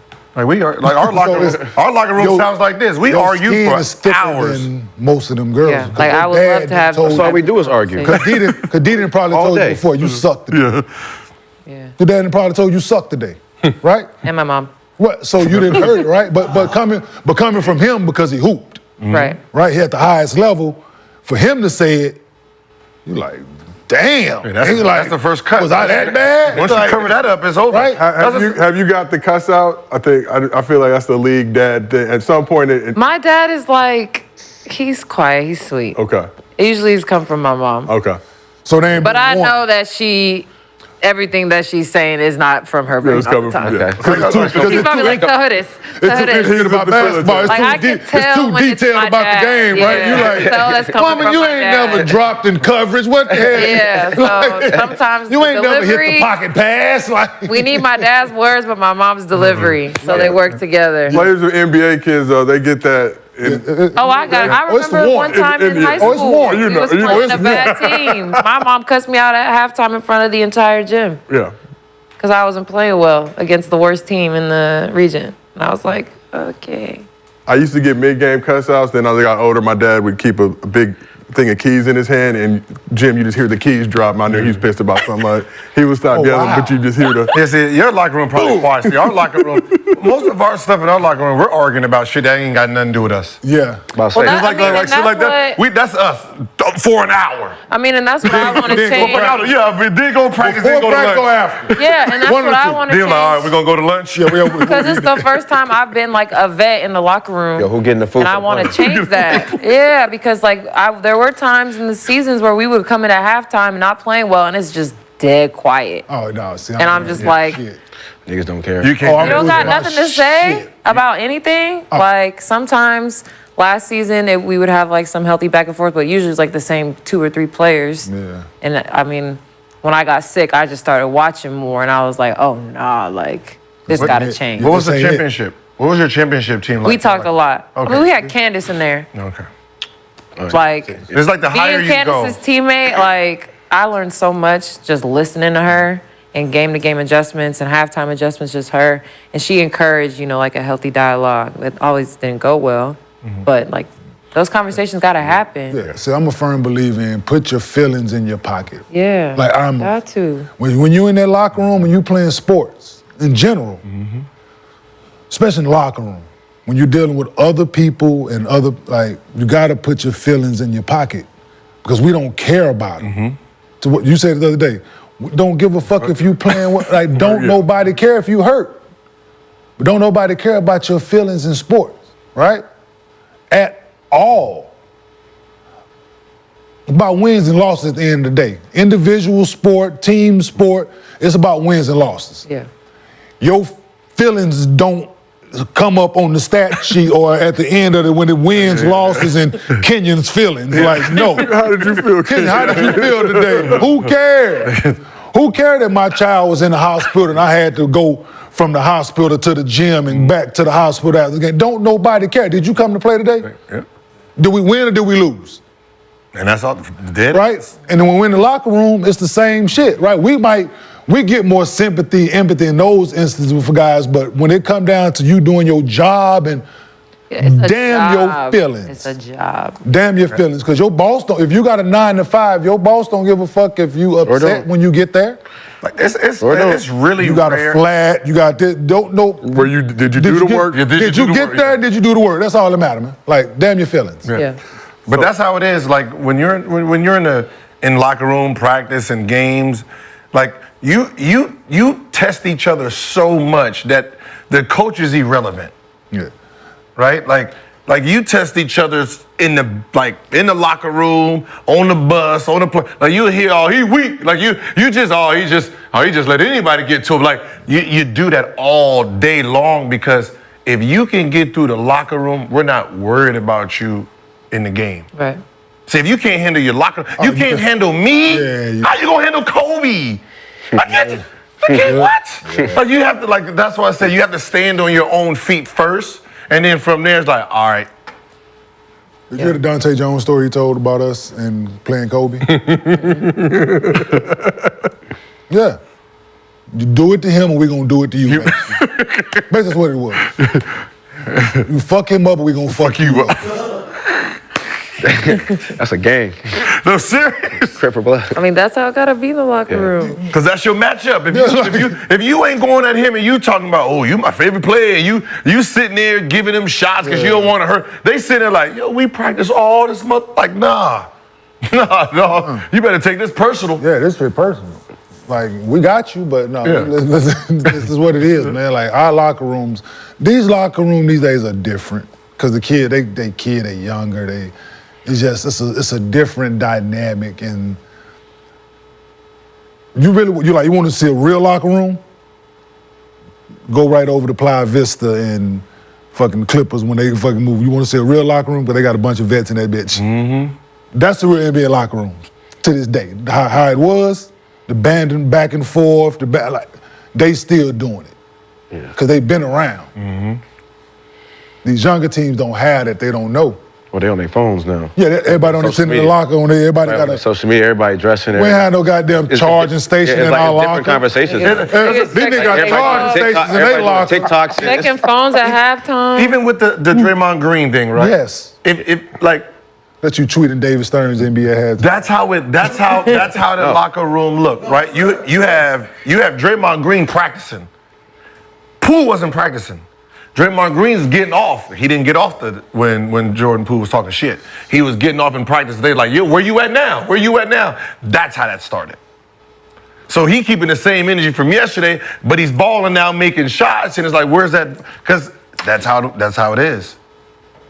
And you're dealing with a nigga who ain't rap tight. I'm just saying, that's how I like. There's a few of them in it. Yeah, like, you be ain't sitting there. rap tight, right? It's a lot. Get to talk shit in practice, and you know, like, we. Like, goddamn, bro. So, question for all y'all on the couch. I feel like coming up, we're always told to listen to the coach and follow coach instructions, youth ball, on the college. In the pros, let's start with you, Brandon. When did you start feeling comfortable diverting away from what the coach was saying or challenging, I guess, their coaching if you thought you had a better idea or you saw something that was different on the court? Probably my freshman year in high school. I was a freshman starting as a senior. I mean, as varsity at Dominguez. You know how that. So yeah, I think getting that ability to start and like get that. You know what it's. That feels like a shot at some of us on the couch. But yeah, just. I always had an attitude though. I always had a bad attitude growing up. Like I was always feisty. Huh? He said, you don't say. Yeah, so I was a little hostile. So I would always talk back. Like I was always like a kind of a head case. So, but definitely like that freshman year when I started as a freshman. Kind of a head case. I was like, yeah, like. You know, Okay, I played for Hugs at Cincinnati. I imagine he wants things done his way or the highway. But at what point did you feel comfortable as a player? Like my junior, senior year, but especially my senior at Cincinnati, like I was, like should be going a certain way in practice. Like I stopped practice. Like, hey, all right now, bring it in. Like you deal with him, you deal with me. Bring it in. Bring it in. Bring it in. Like a motherfucker, man. I bring him in close too, nigga. I'm hey, man. Listen, hey. Cause by the time we sit on this couch and people didn't heard the stories and certain things about me. Like the younger me, oh yeah, whew, hell. That 18 to 22-year-old boy, that was the. You know, we seen the highlights your first year in the league, like, woo, shit. Actually, that was my second year. That was my second year. But nah, it was, then when I was like, this is what leadership looks like, right? Things ain't going a certain way. We need to play a certain way. Things need to be said. Coach, you see the frustration building within him, and before he blow his top, you take control of the situation. That's what leadership is, man. So, or be the one, be the bad guy. You be the one to speak up. You be like, I didn't want to. You ain't got to like me. Yep. I don't give a fuck if you like me, if you're my teammate or not. Like, I really could care less. You can't beat me. So. You don't work harder than me. Yeah. Yeah, Yeah, but then you like, You don't work harder. Yep, you don't work harder than me. So. Yeah, see, that was that, but then you can't beat me. You can't whoop my ass. Yeah, you can't beat me. So that usually kind of the that's the last. The big joker. Yeah, let this basketball You shit can't fool you. beat me. You got the little joker? I got the big joker. Yeah, that was and that's the way I carried it. Like, we're gonna work hard, we're gonna play hard, but we're gonna do it, and then if it get down to it, we're gonna come from the shoulders. And then how about yourself? Obviously, you were always kind of a free spirit, do whatever you want to do. But when in the league did you feel comfortable to question the coaches? You know, I never really questioned it verbally. I just did it. Even in college, right? Lute Olson, 2 guards back, right? It was always 2 guards back, 2 guards back. And I realized the guard that always guarded me never looked to rebound. So I'm just going to go offensive rebound. Back then, there was no offensive rebound for a year, shooting guard. So all I said was like, yo, J guard, if he leaks out, you get him, I'll pick your man up, right? So I'll just keep taking off, right? And then eventually I started getting some of them. And then what he realized what I was doing was, after I don't get it, I just pick up the point guard, pick him up, and then we'll switch in the what's name. So he never really said anything about. But at first he's like, no, get back. Didn't I just tell you to get back and get back? Your man's leaking out. And then eventually he watched what we were doing, and then was like, what? That's also a testament to good coaching too. Yeah, that's a lot of coaches are stubborn in their ways. You see some and you're And like, if he would have okay. explained it to him, he probably would have understood. Like even what we do, we just But even if you tell a coach that, nah, do it my way. Do it my way. Even in the pick and roll, when I first challenged Coach, I did the pick and roll, and then Eric Dampier jumped out on me. Ooh, shit, 1 full flat. And then Coach, like, what are you doing? I'm getting ready to take the big man. Yes. The big man off the dribble. You don't see the guard down there on the big man? Yeah, but I got a mismatch too. what am I gonna do? I'm gonna pass to him. They're gonna double and swing it. The guy can't even shoot over there, right? And that's exactly what happened. Because remember, we used to put the bad shooter all the way in the corner, and that's what ended up happening. We did the play, threw it, they trapped it, pass it, brick, right? Next time, pick and roll, they switch, ISO, dunked on them. Right? And then eventually it became the thing. So I think for the most part, if it works, coaches adjust it, right? They adjust the play, and it's all on the coach. If the coach is stubborn in his own ways, but I guess at the end of the day, just players themselves, I guess you got to earn that trust with your play, right? Once you earn it with your coach, they'll probably allow you a little bit more wiggle room. Yeah, with younger teams, I don't think they deserve that. Mm-hmm. Like, especially like these young NBA teams. No, it needs to be my way or the highway early on. Mm-hmm. Little freedom offensively.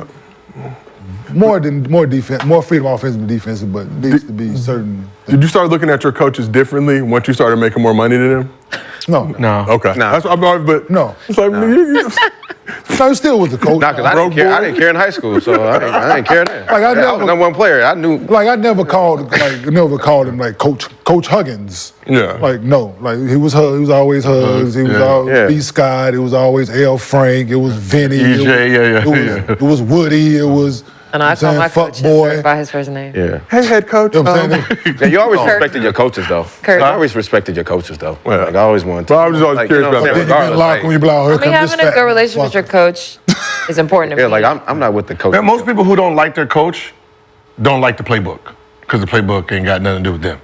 Right? Or you just don't like the coach. Yeah, or you just don't like the coach. Yeah. I mean, it's hard to not like a coach in all the places for you. You know what I mean? I mean, but some Yeah. coaches do. I mean, we play with some I mean, if coaches. that happens, then there's some real tension if there's going on. 35 lobs and drops for King, I'm pretty sure he likes this coach. Hey, shut the fuck up about my coach. Well, he could have called. I mean, some coaches- I still didn't like that motherfucker, man. Oh, Jordan. Some coaches are weirdos. Like the coaches Yeah, that, some coaches are weirdos. like the coaches that coach Trust me. their sons. Melo averaged 28 regularly with George as the coach. Go ask me if he like him. Yeah. Should the coaches that coach their sons. Good play call, bitch ass. Bitch ass. That was a good play, you bitch ass. All right, let's get back to this Celtics Heat real quick. So after the game, Jimmy Butler did a little trolling. So last season, after the Celtics were down 3-0 to Miami in the Eastern Conference Finals, Jaylen Brown said, "Don't let us get one." Well, Jimmy put his Photoshop skills on display, recycling that quote with his He's the face biggest over troll it on the entire league. and posting it on IG. I love when it's the janky Photoshop too. That lets you just know that he very well may have did it. Oh my God. He Jimmy. should have used this year's His emo? Yeah, he should have used that one. Yeah. His bang? See, Shit, that's a bad troll when you think about it. Why? Because they won one. No, because we know what happened to Jaylen Brown. They didn't make it. Yeah, they lost. Yeah, they lost. So I So would. is he saying that they finna lose Yeah, see, too? that's what I said. Like we know it's funny, but it's like, well, you then- beat them. So I think in this situation, though, nobody expected them to I win a expected them game. to win, so he was like, you know. So I can understand what you're saying. It could come back to burn him down the road, but he could just be like, I didn't even play. So, They like, still under. Right. I was need up, one. no. Best troll out there. so You don't do we care. think the Heat will win another game in this series? Hell yeah. Hell yeah. Yeah. Hell yeah. Okay. They gonna Wow. fuck around Hell and yeah. win They the next might win. one. They might win. They might go win to the the next next one. Yeah. Going home, that building go, hey, I understand Heat fans didn't show up to play in game, people They complaining and pulling all up that to shit, these right? games. They gonna be in that joint. Against that group? Against that Ross, group, Cali. off that sauce, and it's gonna be loud. in What that kind of joint. sauce Leaving in the day Miami? party? Leaving the day. What? Leaving the day party. What type When do they play? Early May down It's there. early. Yeah. Seems like a little more than liquor in Miami, but maybe that's just. Gonna have They leaving- Next game. gonna be Oh, up Saturday. NBA guys Oh, yeah, that's on vacation in the Saturday. building. Hey, there's gonna be a few guys that's been on vacation for a couple weeks now, gonna be in the building. They season. Oh yeah, because it is Boston coming in town, so there's gonna be some names in there. Yeah, it's gonna be rocking. And as we know, Heat fans and players. White On a Friday, Saturday. It's gonna be a whiteout or something in that joint. Listen, What's you a whiteout? There will be a whiteout in Miami. Whiteout in Miami, boy. Saturday afternoon. On a Saturday afternoon. Ooh, you get. Saturday night for them. Okay, either way it That's goes. Is that it? Yeah. Oh, They yeah, gonna leave the, they- no, yeah, 2 o'clock day party. 2 Eat there for o'clock. 3 hours. Oh, yeah, yeah. straight to the club. The club right there in the arena. So they gonna, No snow in Miami, but that doesn't stop them from skiing. Hey, hold on. Well, let's move on. Did they actually open that club up for the public? They opened it up for like yeah, you know, this 2 o'clock day party at the arena. I'm pretty sure. That motherfucker cracking up in there. I'm pretty sure. So let's move back to the Western Conference. Pelicans gave the Thunder a scare in Game 1, but in Game 2, SGA and his young crew handled their business to take a 2-0 lead in the series. So SGA finished with 33 points, 5 assists and 2 steals, going 13 for 19 from the field, 3 for 5 from 3. Wait, what did you say? How many assists? 33 points, 5 assists, 2 steals. Just giving you the stats, Gil. Okay? Just hosting. So after getting big bodied by Valanciunas in the first few minutes of the game, Chet Holmgren responded with 15 points in the first quarter, dropping 26.7 rebounds and 2 blocks in the game, and Jalen Williams put up 21 points, 5 rebounds, and 7 assists in the win. The SGA, Chet, J-Dub trio combined for 80 of the Thunder's 124 points. And yes, Brandon Ingram. Damn. Chet weighed about 75 pounds, but Chet had like 20 in the first half, huh? yeah, he was doing up his thing, man. Yeah. Me and Chet have the same stat. You said what? I said they had a stat with me and Chet on it. Chet looking good in his redshirt rookie season. What a pro wants. What a pro needs. That commercial makes me giggle. They got to stop running that, man. I don't even know what it's for. He can get buckets, dog. No, he can't. No. Yo, With ease. yeah, they gonna bring these broom out of these folks. Yeah, this. Yeah, this is gonna get ugly, ladies and gentlemen. Hey, this looks like the only sweep. I mean, legit. I mean, only because no Zion though. If Zion played game one, they win that game. Yeah, I hope he don't try to. So like with no Zion, like I hope not, man. they don't really have a chance. There's no point. Hey, Just to win a game or two. Hey, Willie Green, if you're listening, you seen the movie Celtic Pride? I think you better send a couple people to kidnap Lou Dort. So let's talk Zion a little bit. According to reports, He got the 5 assists. Look, that's what I said. Look at that. Look at that. what was he supposed to get 5.5? Yeah, see, that's how underdog do you. Yeah, they had a 1 for the half. I'm like, oh man, he don't screw me. The last person, I needed 5.5 assists. He ended up getting. That's what I said. 5. You mean 2? He must have got 3 at the end of the game. So let's talk Zion a little bit. According to reports, Zion thinks a playoff return is definitely realistic. He will be reevaluated after Game 4, and depending on how his rehab goes, could be available. After game 4? Oh, I'm about to say it won't. He gonna be available, but it won't be there. After They game won't be there. 4? Yeah, that's what they. I'm watching the game last night. Like, so after Game 4, he's gonna be reevaluated. It's like the whole team is. They're gonna be on vacation. Hey, he sound Yeah, like exit physical. he sound like Ice Cube right there. After you already done signed in, $15 million. I know you can't sign. I'm just throwing it out there. $15 million. Started on that. But I'm just saying, that's the same thing. Yeah, I'm gonna be Like, game let 4, it I'm go, gonna be ready. Ice Cube, let it go. No, that's when you offer shit. We have some former Big Three players in the room. What did y'all think about that $15 million? Let's talk about that shit. Tell me that's Like Lexi said, that's gonna be on his fucking exit physical. Yeah. That's gonna be his reevaluation on his exit physical. That shit gonna be over in 4. Soon as it over, like, hey man, if we'd have made it to game 5, I was gonna play. Just start saying shit. Next series. 15 million. Man, let That's hamstring, After game man. 15 minutes. There's just certain things you just don't play with. me ask you a question. Calf, Hamstring, No, your man, back, no. your groove. Yeah. hamstring, calf, abdominal. Yeah, you can just forget about it because they out in 4. So So, as the young kids say, park it. yeah. Okay, time to park it. Yeah, I mean, it's, Hamstring? Him? The way he With played? that he with played, that frame, yeah. That's all he. That's what he needs. I told mine I ain't even jump hard. Oh, big 3. Lunge that ball. I ain't even, told my shit, whoa, what is that? Young fella, sit your ass down. Yeah. You can forget it. It's just one of those things, man. They have 5 dudes that's no matter who you cut off, someone is stepping up, and the fact that BI right now, you're the second best player in this series, and you're not even a non-factor right now. Yeah, he not look, but Lou Dort is Locking his ass up. what? Yeah. That's what I'm saying. That's why he said he need to kidnap either SGA or him. One of them, because dude, Lou Dort is bothering the hell out of BI. Yeah. BI smooth. He's trying to find his rhythm and saying coming back and all that, but no, Lou Dort got something to do with that. Man, you know what I learned? Like, there's only a few players you see today that had, but what I was learning that what made like the Kobe's great, AI, T-Mac, they had different games for different type of people. Mm-hmm. Right? They had different styles, right? Smaller guards, they played this way. Stronger guards, they played this way. Longer type of players, they played this way, right?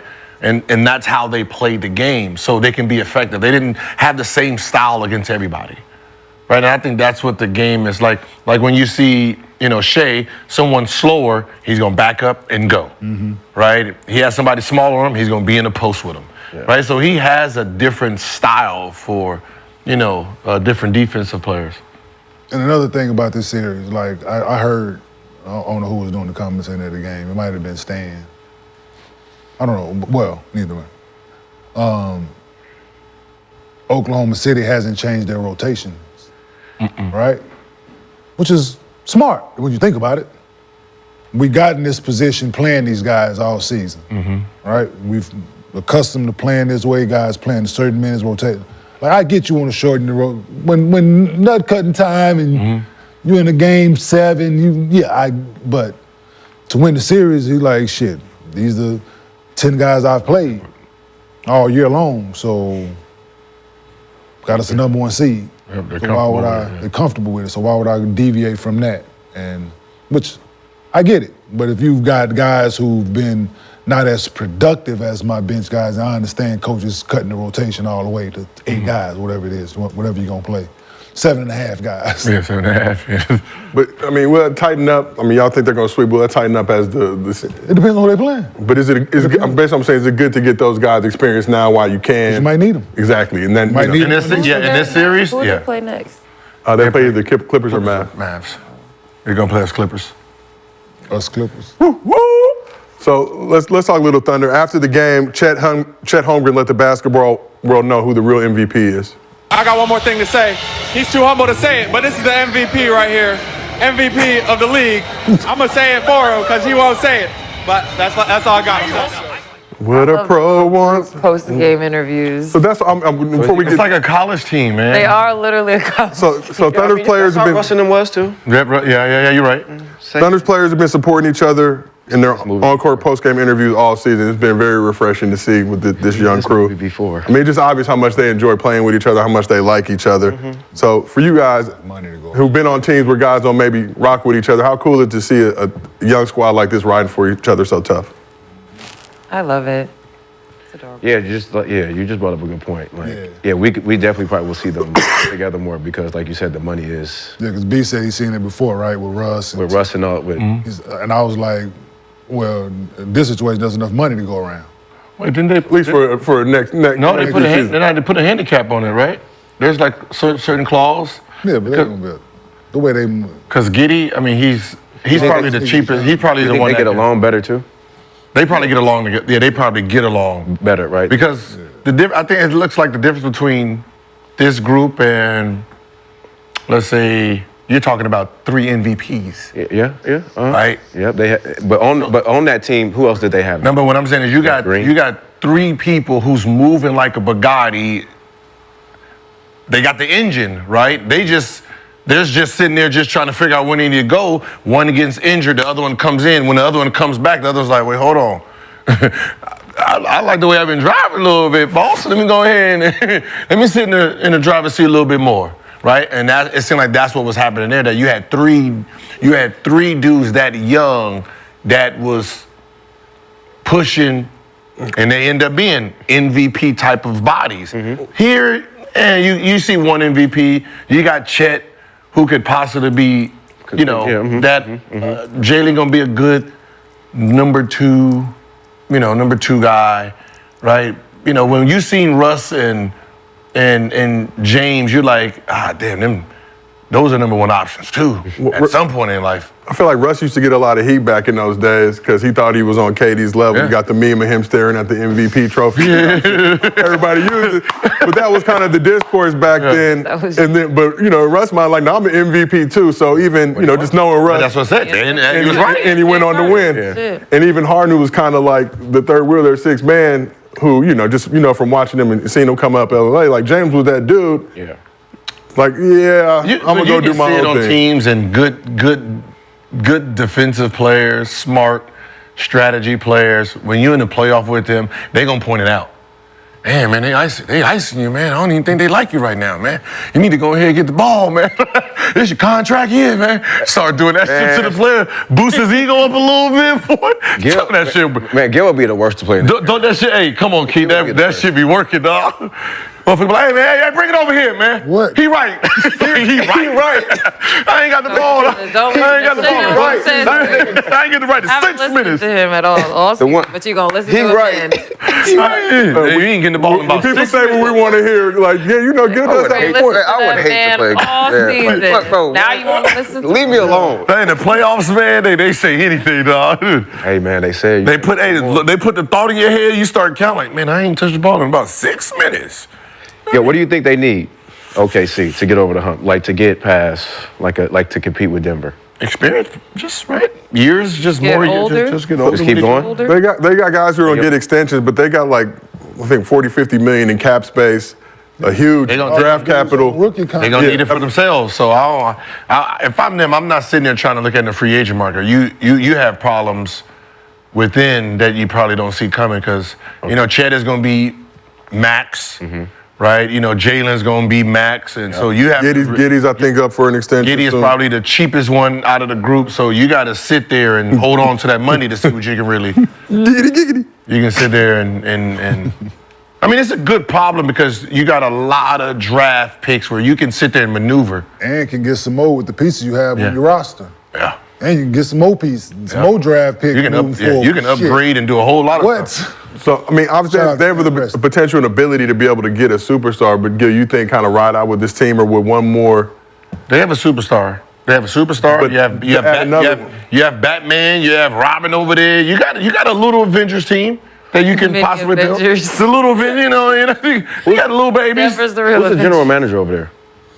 Is Presti? Sam Preston. Yeah, he's smart as fuck, man. Yo, has he got awards? Because The GM of the year hell yeah. You got Jim in here? No, he's been playing chess for a few seasons now. I'm just saying. They should have draft. He's been over there since KD, draft- right? No, he been playing chess since James Harden trade. Yeah. He been doing this shit since he traded James Harden. Like he should be like Like that. When you look at the As a people that GM? came through, like they've probably had in history within the last 10 years. The best small forward and shooting guards that done came. Melo, PG, them motherfuckers done came through that. You're like, Yeah. man, what are they? Yes. No, seriously. Man, they know what they're looking for. That GM they need to talk about him more.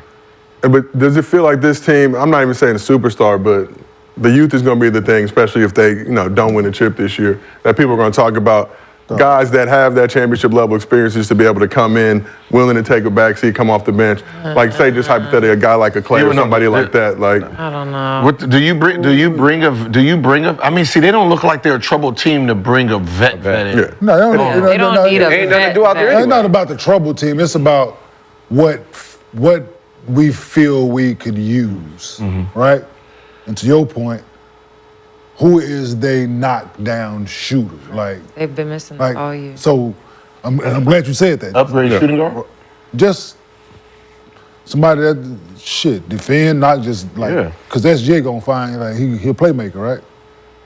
I'm just saying. They got, but, like who is like this? They Gordon. they got Gordon.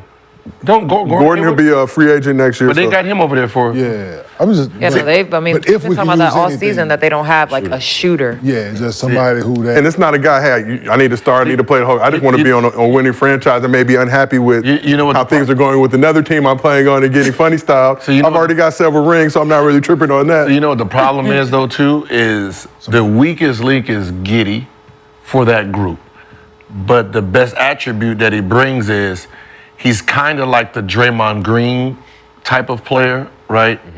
He can make a shot, but for the most part, he's making sure the ball gets from Shai to everybody else, right? Shai's making his passes, but he makes sure everyone else is like touching that. It's like their glue. Yeah, he's like their glue guy. So, That can be tough, Very but it's just important like to that team. But for winning culture, like I think Clay will make sense. Clay. He's been a winner. But He's would a winner, so just to, he be happy to come off the bench though? just to be out of that. Shit for that bag, for that money. But I don't see that. But they can pay him a little bit more. Shit, right. I'm just thinking, just if It's a good problem. If they thought they needed to add a piece or two, he wouldn't be a bad add. But they got a great young core that's only getting better. Should have multiple All-Stars next year other than Shai. Yeah. No, they're forced to be reckoned with for the foreseeable future. They might have a better chance of winning it than that. Out of all the young teams, man, like it's like they're the only ones that like when you just watch them, they have like this weird dominance to them, right? It's just they have this weird like they be dominating and they don't even look like it. You know who they shoot is? The Joe kid. Isaiah Joe. Yeah. Isaiah Joe, that's their shooter. Yeah, oh yeah, he can put that in there. Yeah, that's their shooter. And like we're saying, it's And not he's young. Yeah, that's what I said. They're Real so young. So, yeah, so now, It's a great problem to have. We don't need it, but hell, we can round out 9, 10th, go 11th get me- spot on the bench. Hey, go bring Steven Adams back. Yep. Hey, Okay. go get me a bruiser and a rebounder that can deal with big fella. And let's line it Basically up. Building Not a to bad- beat that's not a bad- Denver. Let's Not a line bad it up. situation right now. Yep, you're just That's building not to a beat. bad Yeah, you're situation building right to there. beat Steven Denver, Adams back. and you don't have no money. You don't have no money problems right now, so you really got a lot of flexibility. Yeah. They need someone to handle Jokic. I would- That's I would it. bring Steven Adams standing back. It's a great problem to have. Put Chet at the 4. Woo. Put Chet at the 4, Steve. When you need it, you start. Because you can play big. Yeah, because you can play. Play them together. Just in case you need to play big, you can. Yeah. Play them together.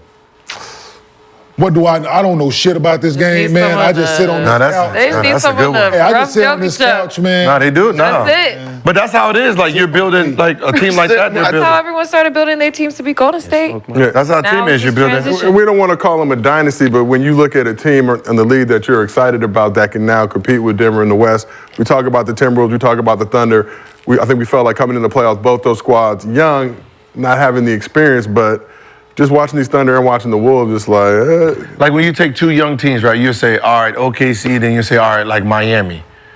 Do you see the difference on how, like, Magic probably have just as much talent or a little bit more, but, like, I don't think, was it Paolo? Banchero is Paolo, not yeah. at that dominant stage yet, right? He's still learning how to really play the game. Yeah. Like, people don't realize Shai's, what, 25, 26? 25. Right? So, you know, Banchero is still young. He still need to really understand what he is and how he's going to dominate this game. But for the most part, they probably have a little bit more talent, but you can see the difference on when these guys know how to play with each other, how it looks. That's a big ass kid, man. Banchero? Paolo? Yo, Yeah. Yo, just looked at He it. looked like a bit. He looked like That's a. a big ass kid, Yeah. man. Second year, first time All-Star this year. I remember watching him at Duke Final Four. Yeah. But he looked like a That baby. dude. But seeing him in real life, but just seeing him on the court, precision passes like 6 times, like this dude is, What they got him listed at? About 6'8"? I think he's like 6'9", 6'10". Let me double check. If you're the Clippers, you still make that move? Like you still trade Shai? Yeah, it was one of those you had to. At the time, At the I just don't the think time, I don't yeah. think At the time SGA he would had be SGA if he stayed. at the half. Nah, he was showing signs early. No, he was think showing. he No, was. no, Showing no, signs no. before. Dude He was was showing. No, showing. dude was He showing made that signs for huge- sure. But who PG was at the time, you had to. Yeah, but I don't think he would have. I don't think regret that trade on either side. He wouldn't be I an don't MVP know. conversation. I hear you, but at the time, Coach of the He year? would be in MVP conversations right now if he Hell stayed. No, it would have been Because he too was much. already- It would have been Hell too much loaded. No, they Because he would have been. hell no. And just to point out, Sam Presti has never won any Executive of the Year awards, but Oh, they need Wow. damn. We 0 for 2. give him a lifetime That's what I'm achievement. saying. though. That's what I'm saying. He deserved The one. radar people. Like, Hey, man, spoke. because Doc Rivers best coach in basketball. Because he's won Coach of the Year. Right? You know what I mean? And he said it. He told Kawhi. I don't think we should get. I think he should give Shai a try. Mm-hmm. And Kawhi, What do you say? no, I want Paul George. Okay, and look where they're at. So They about to lose. I mean, now. but I just want you to know that Coach Doc is the one who's seen it first. Knew what he wanted. That said that SGA was it. Yeah. He's- I mean, I saw it. I saw it when he was there. Yeah, he said SGA is it. Give him a try. No, nothing else. The Thunder, we think a sweep is coming. We think the Pelicans at least still one, maybe. but No, it's over. okay, No, it's over. just But you seen the way them boys defending? Yeah, they that's what I said. They out there Like they defending. defended, like they in them boys' jersey, man. yeah, for sure. Like no movement is free out there. Like they are in them boys' way. Like They switching everything, playing. Just what's up? they making Valanciunas work for everything. He the big, but they making him work and tried that move and Chet block that shit straight up down. I was like, yeah, block that shit. Like okay, I was like, oh yeah, they got Damn, problems. big. Forget him in something. Ooh, got you. And CJ got to work so hard on both ends of the floor So to get a shot off on one end, and he got to guard. And then people don't. Yeah, that's right there. That's a bad matchup for CJ because you got to guard him. You got to take your energy guarding him, and you got to try to score. Sure. Good luck on that. Yeah. Because everybody else out there, motherfucker, 6'9". That's the only person you can guard out there, bitch, until they bring So just to look ahead, y'all think the Thunder are going to sweep? They'd be facing either the Clippers or Mavs in the next round. Who is the better matchup for the Thunder, the Clippers or the Mavs? Either one. I think Mavs. Mavericks. Mavs Mavs. better. It's a better matchup for them. Just because you really only have to deal with two juggernauts versus four who can sit there and, like, when you're in the playoffs, man, you want to try to account for the possibilities. Like, okay, Luka can have 40, shit, Kyrie can have 40, Tim, best case scenario with these two, he gonna give you 20. Like, you can account for it. James Harden going down, or he ain't playing well, and Russell coming off and having a triple-double. Like, fuck, we didn't account for this, right? There's too many possibilities with the Clippers team that can just. Yeah, that's true. You got four guys who can just dominate by themselves, and that's the problem with the Clippers, and that's why you don't want to face them in the playoffs, because your great defense get offset by one of them just having a fucking an amazing night. Yep. And that can happen. So, you got a triple-double sitting on the bench. Like, nah. And if Paul George got 37. Huh? Paul George, 37. It's.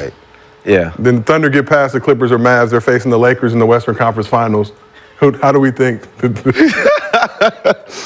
mean, the way it looked like it, man, it looked like Lakers and OKC about it. Just they're gonna have to play a little rubbish game. I mean, as it's trending right now. Rubbish game flights for you.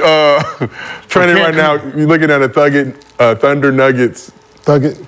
Thuggish rugged. No, man, I'm not trying to mark Cubic. I got to lead the show this way. No, it might be all Clippers. respect. It might But be you're looking at a Thunder Nuggets Western Conference Final. I think the Nuggets probably smack them, but it'll be a learning lesson for them looking ahead to the future. Smack them? Wait. Maybe. You said Thunder and Denver? Yeah, if they meet up in the Western Minnesota Conference. You think would have to play Denver You think next? Denver would beat OKC? Yeah. What's so funny is You think that? I mean, you think OKC would beat the Clippers? I'm saying if they did, if it trends. No, we didn't say that. I mean, that's just a better. No, that's why I said they'd rather have play against Dallas. Oh. I said they'd rather play against Dallas. Yeah, I mean, yeah. Dallas. That's going 7. I think that's going 7. It's exciting. I think coming into these playoffs, I said people were down on the Thunder, but thought they were too young and inexperienced to really do something. But they've gotten a favorable. But that's what I said. They played against the right team. Exactly. They got a favorable draw in this postseason.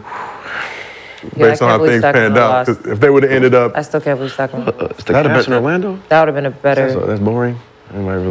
I mean, I'm rooting for OKC, so I'm glad that they're playing the Pelicans, but I really thought Sacramento would. Yeah, and we felt like the Kings would have gave the Thunder. Cleveland Magic, yeah, nobody watching that. Yeah, ain't nobody watching What, that. Cavs Magic? Yeah. Because that looks like a blowout too. Just like, yeah, that ain't even. I saw like some highlights. I was like, Meh. Yeah, there's some babies Yeah, out there Cleveland too. playing game 3 on the road, then I'll be able to tell you. They're playing at home. Orlando young. So I've never been there, so. let's go back to your other favorite team, Gil, the Milwaukee Bucks. Doc Rivers, your favorite head coach.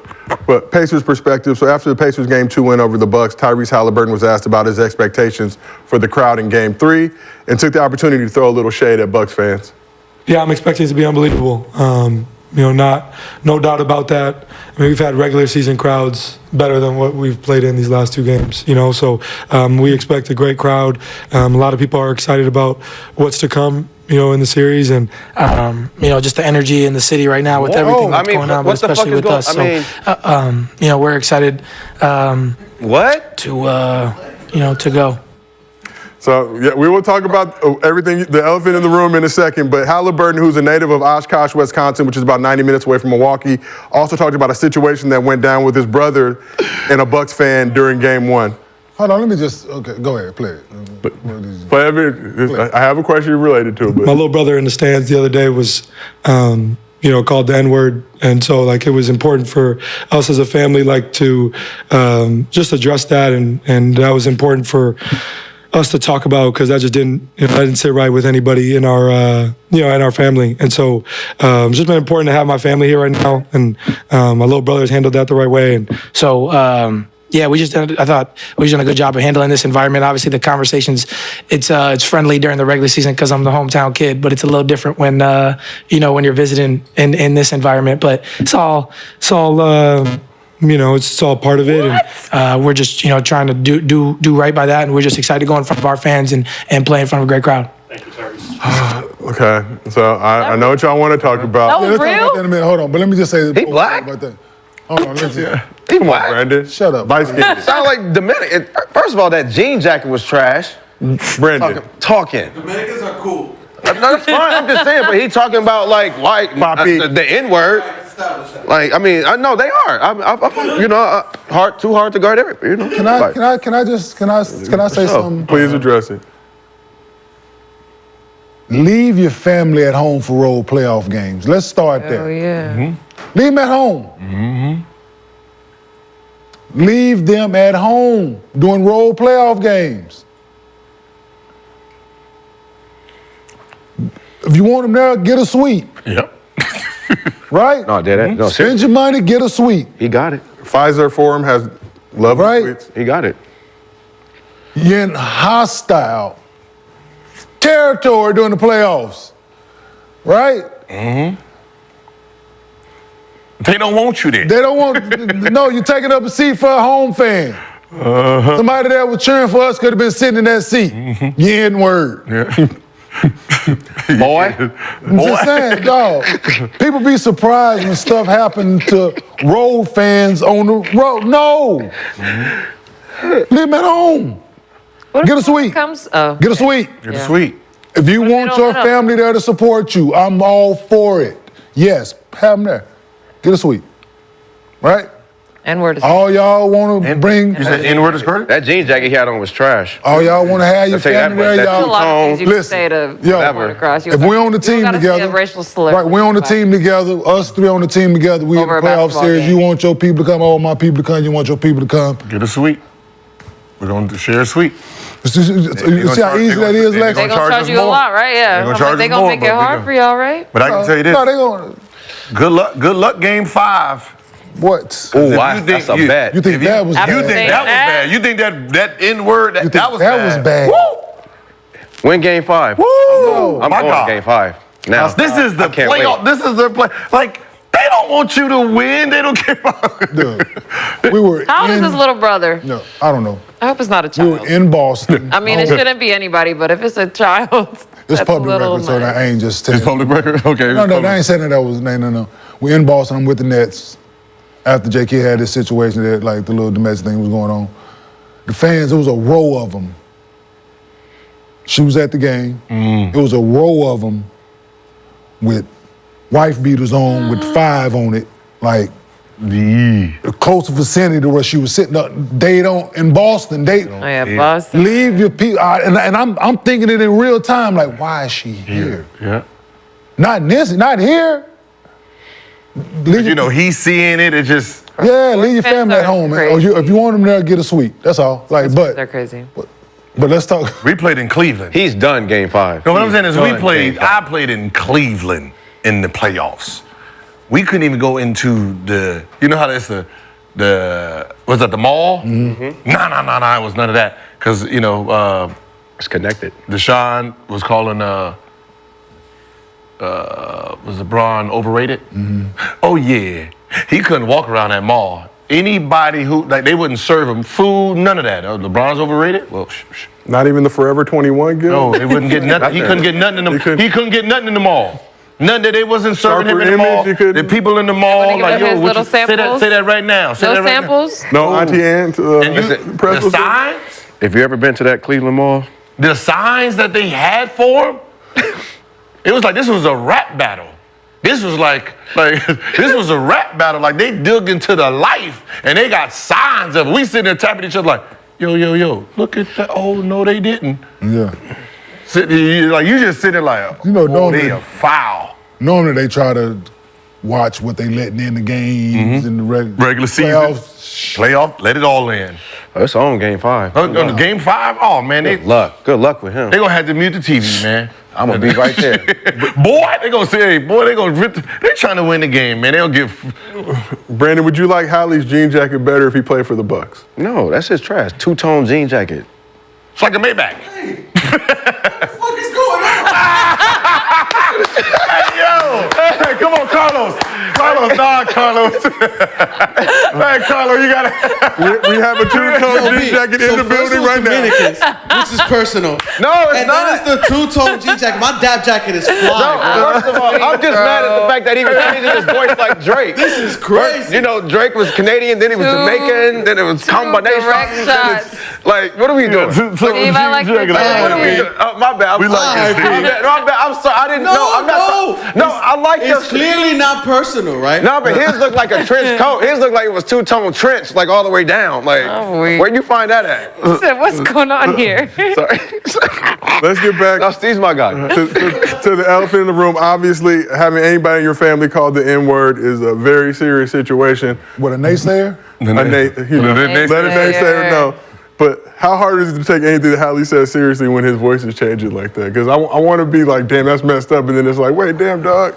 It sounded like it also like got sped up. It was like someone like He said he doesn't notice it when he does it when he's talking, but when he goes back and listens to podcasts or interviews, he's crazy.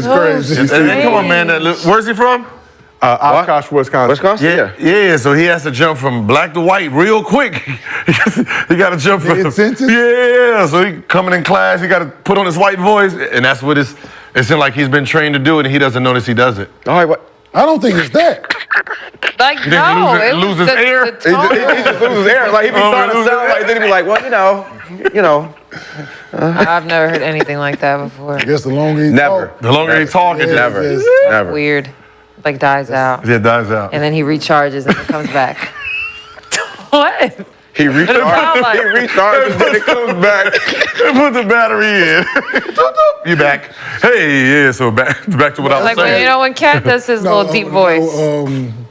It's like the old school thing they used to have in the hospital in the movies. The oxygen thing when they go to the bottom. Yeah.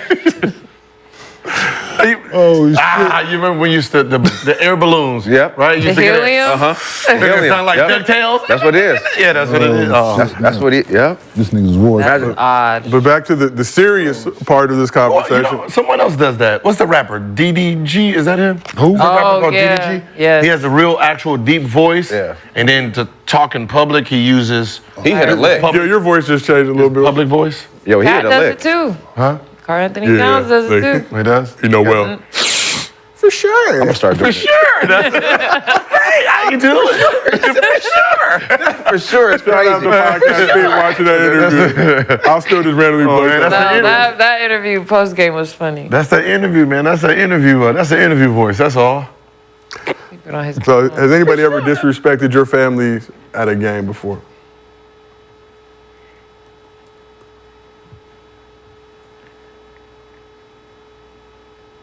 Does that mean yes?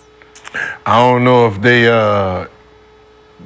no, I can't say not in the game because they only came to 5 games, but yeah, I got the heat for the situations that they was doing. I had to just say that. They was out there having fun. I had to hear about it in the game, so yeah.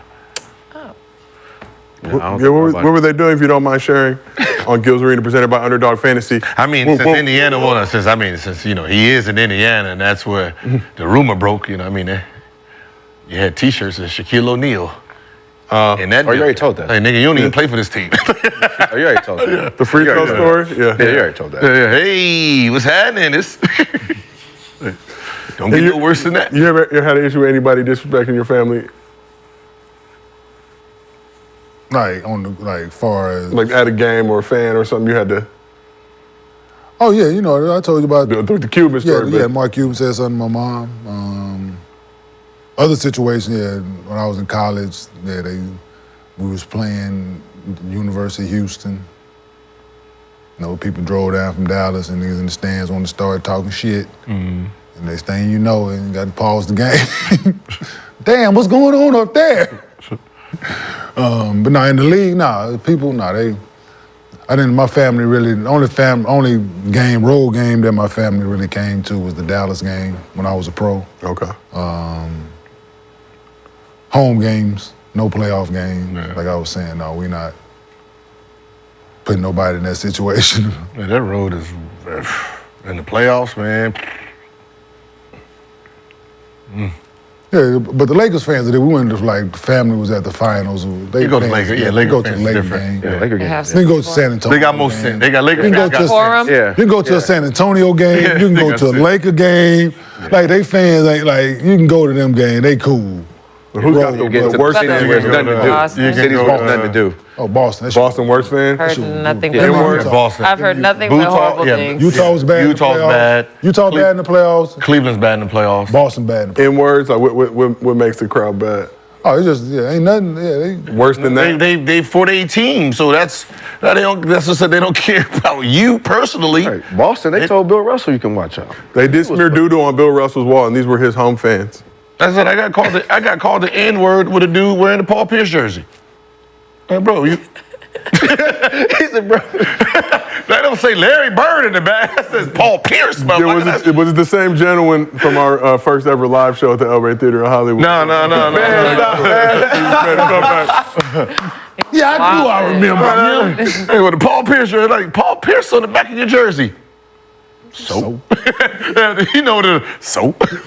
He's not one of them. He's not one of them. I didn't ask you that, boy. Yeah, he's not one He of plays for the home team. So Boston, Utah, you said Cleveland. Sacramento is not the N-word. They just don't like Warrior fans, right? So, you know, they used to, like, when I played there, they were the dominant team, right? So when we got there, it used to be dollar beer night. They had to cut that shit out. So, dollar beer. So, yeah, so, you know, by the end of the first quarter, the whole arena drunk. Drunk off beers. Yeah, so, you know, anybody that had like Golden State Warrior jerseys basically got their ass whooped. Literally, it was foot to ass. Like, you think Jokic brother was, everybody was getting the Jokic brother treatment. That's crazy. They was whooping ass with that jersey on. Mother, you can see him in the middle, just taking it off. Just go ahead, tuck mine in. Yeah, during the regular season, fans on they play out there. That shit brutal. And what's the best road atmosphere for y'all to play in? Where I like playing on the road. Playoffs? Yeah, give me that. New York seems rough in the playoffs because it seems like them motherfuckers unite. But I just thought about it. But it seems like they unite in the playoffs because regular season they fracture during the regular season. Yeah, they fracture. Yeah. In the playoffs, it seemed like that's a rough. So you said regular season, if you're having a good game on an opposing team, they might start cheering for you. Come playoff, like what they did to Trae Young, you're like, ooh. Still to this day. Man, listen, that lollipop on that carpet was probably the funniest. That's probably the funniest meme I've ever seen in my life. Yeah, we got to ask Trey about that when we interviewed, but for me, it's like, that was a good I played y'all against got Boston in the playoffs when they had IT with How was it? with the Wizards. It was off, like, Oh yeah, you was in that series. IT was, whew, it was crazy. That was some good. There's just some arenas, man. They when that crowd stick together, it's together. Yeah. And good luck. Besides the Lakers, it's just. And you guys have shared your own personal. We Hollywood over there. Hollywood. They too cool. Yeah, they don't. Yeah. It's funny, like Lakers they advance in the playoffs, the tickets get more expensive, and then the crowd gets Like more cool. worse. Gentle. Worse. They get more gentle. Like, I'm like, what's going on in here? It's hot outside. Yeah, because they can't. Everybody, only certain people can afford that. They priced out the real Them ain't the ones. people that's gonna be there cheering. Yeah, that's what it said. It's They ain't cheering 22. on free throws. 2200. Everybody up. Section. Everybody up there. In They- the them ones- them Clipper ones Stadium. got worried That about. doesn't happen. They were like Nobody. 2200 in the regular season for that front row. Playoffs 35,000. Like yeah. That's a crazy Ain't no jump. basketball game That's a crazy jump. that good worth watching. Maybe Kobe's last game, but other than that, like, ain't nothing worth 35 racks. All right, so you guys have talked about your own personal experiences, but what's the wildest thing you've heard a fan say to one of your teammates during a game?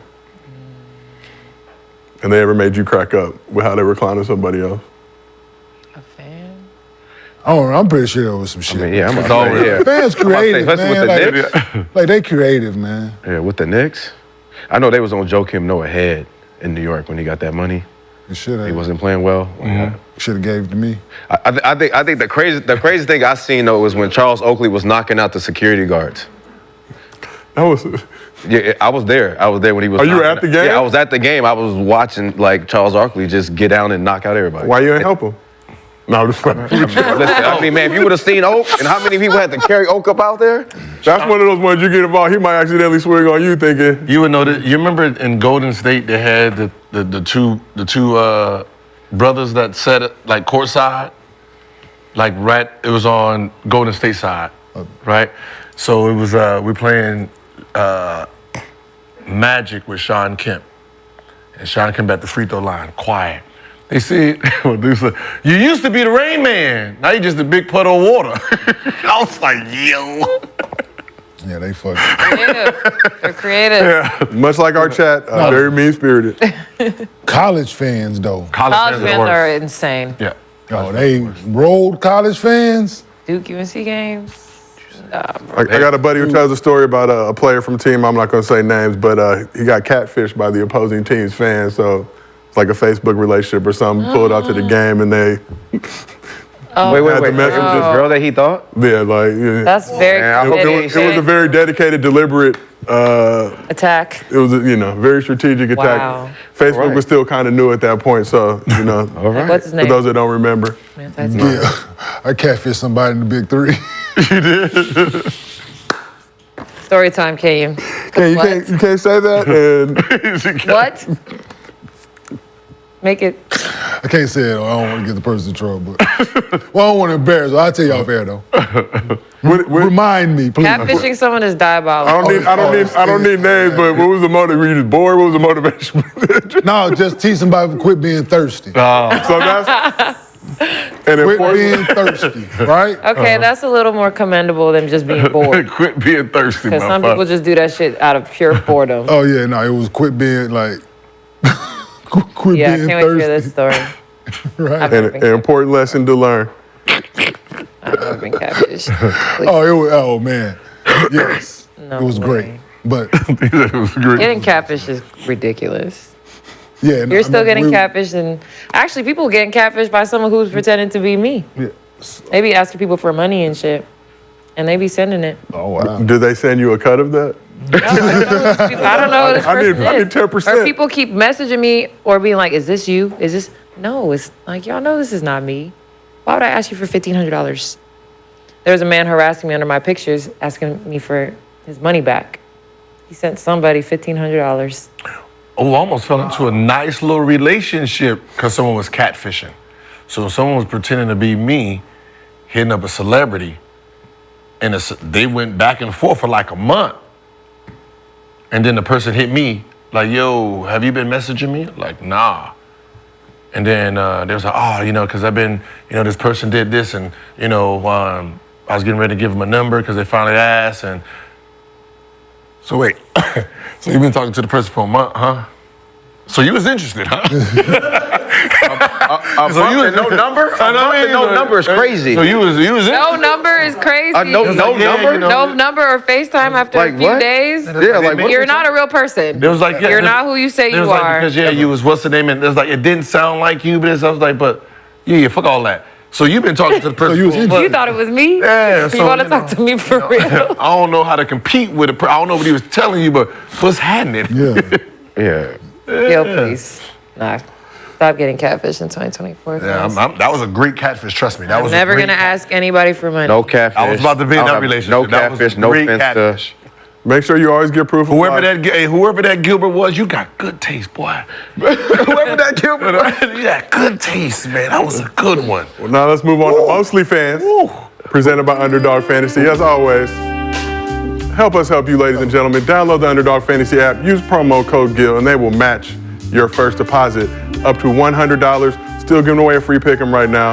And like this couch said, do not get catfish, ask for proof of life, do background checks. Proof of life. Verification. Newspaper. Yeah.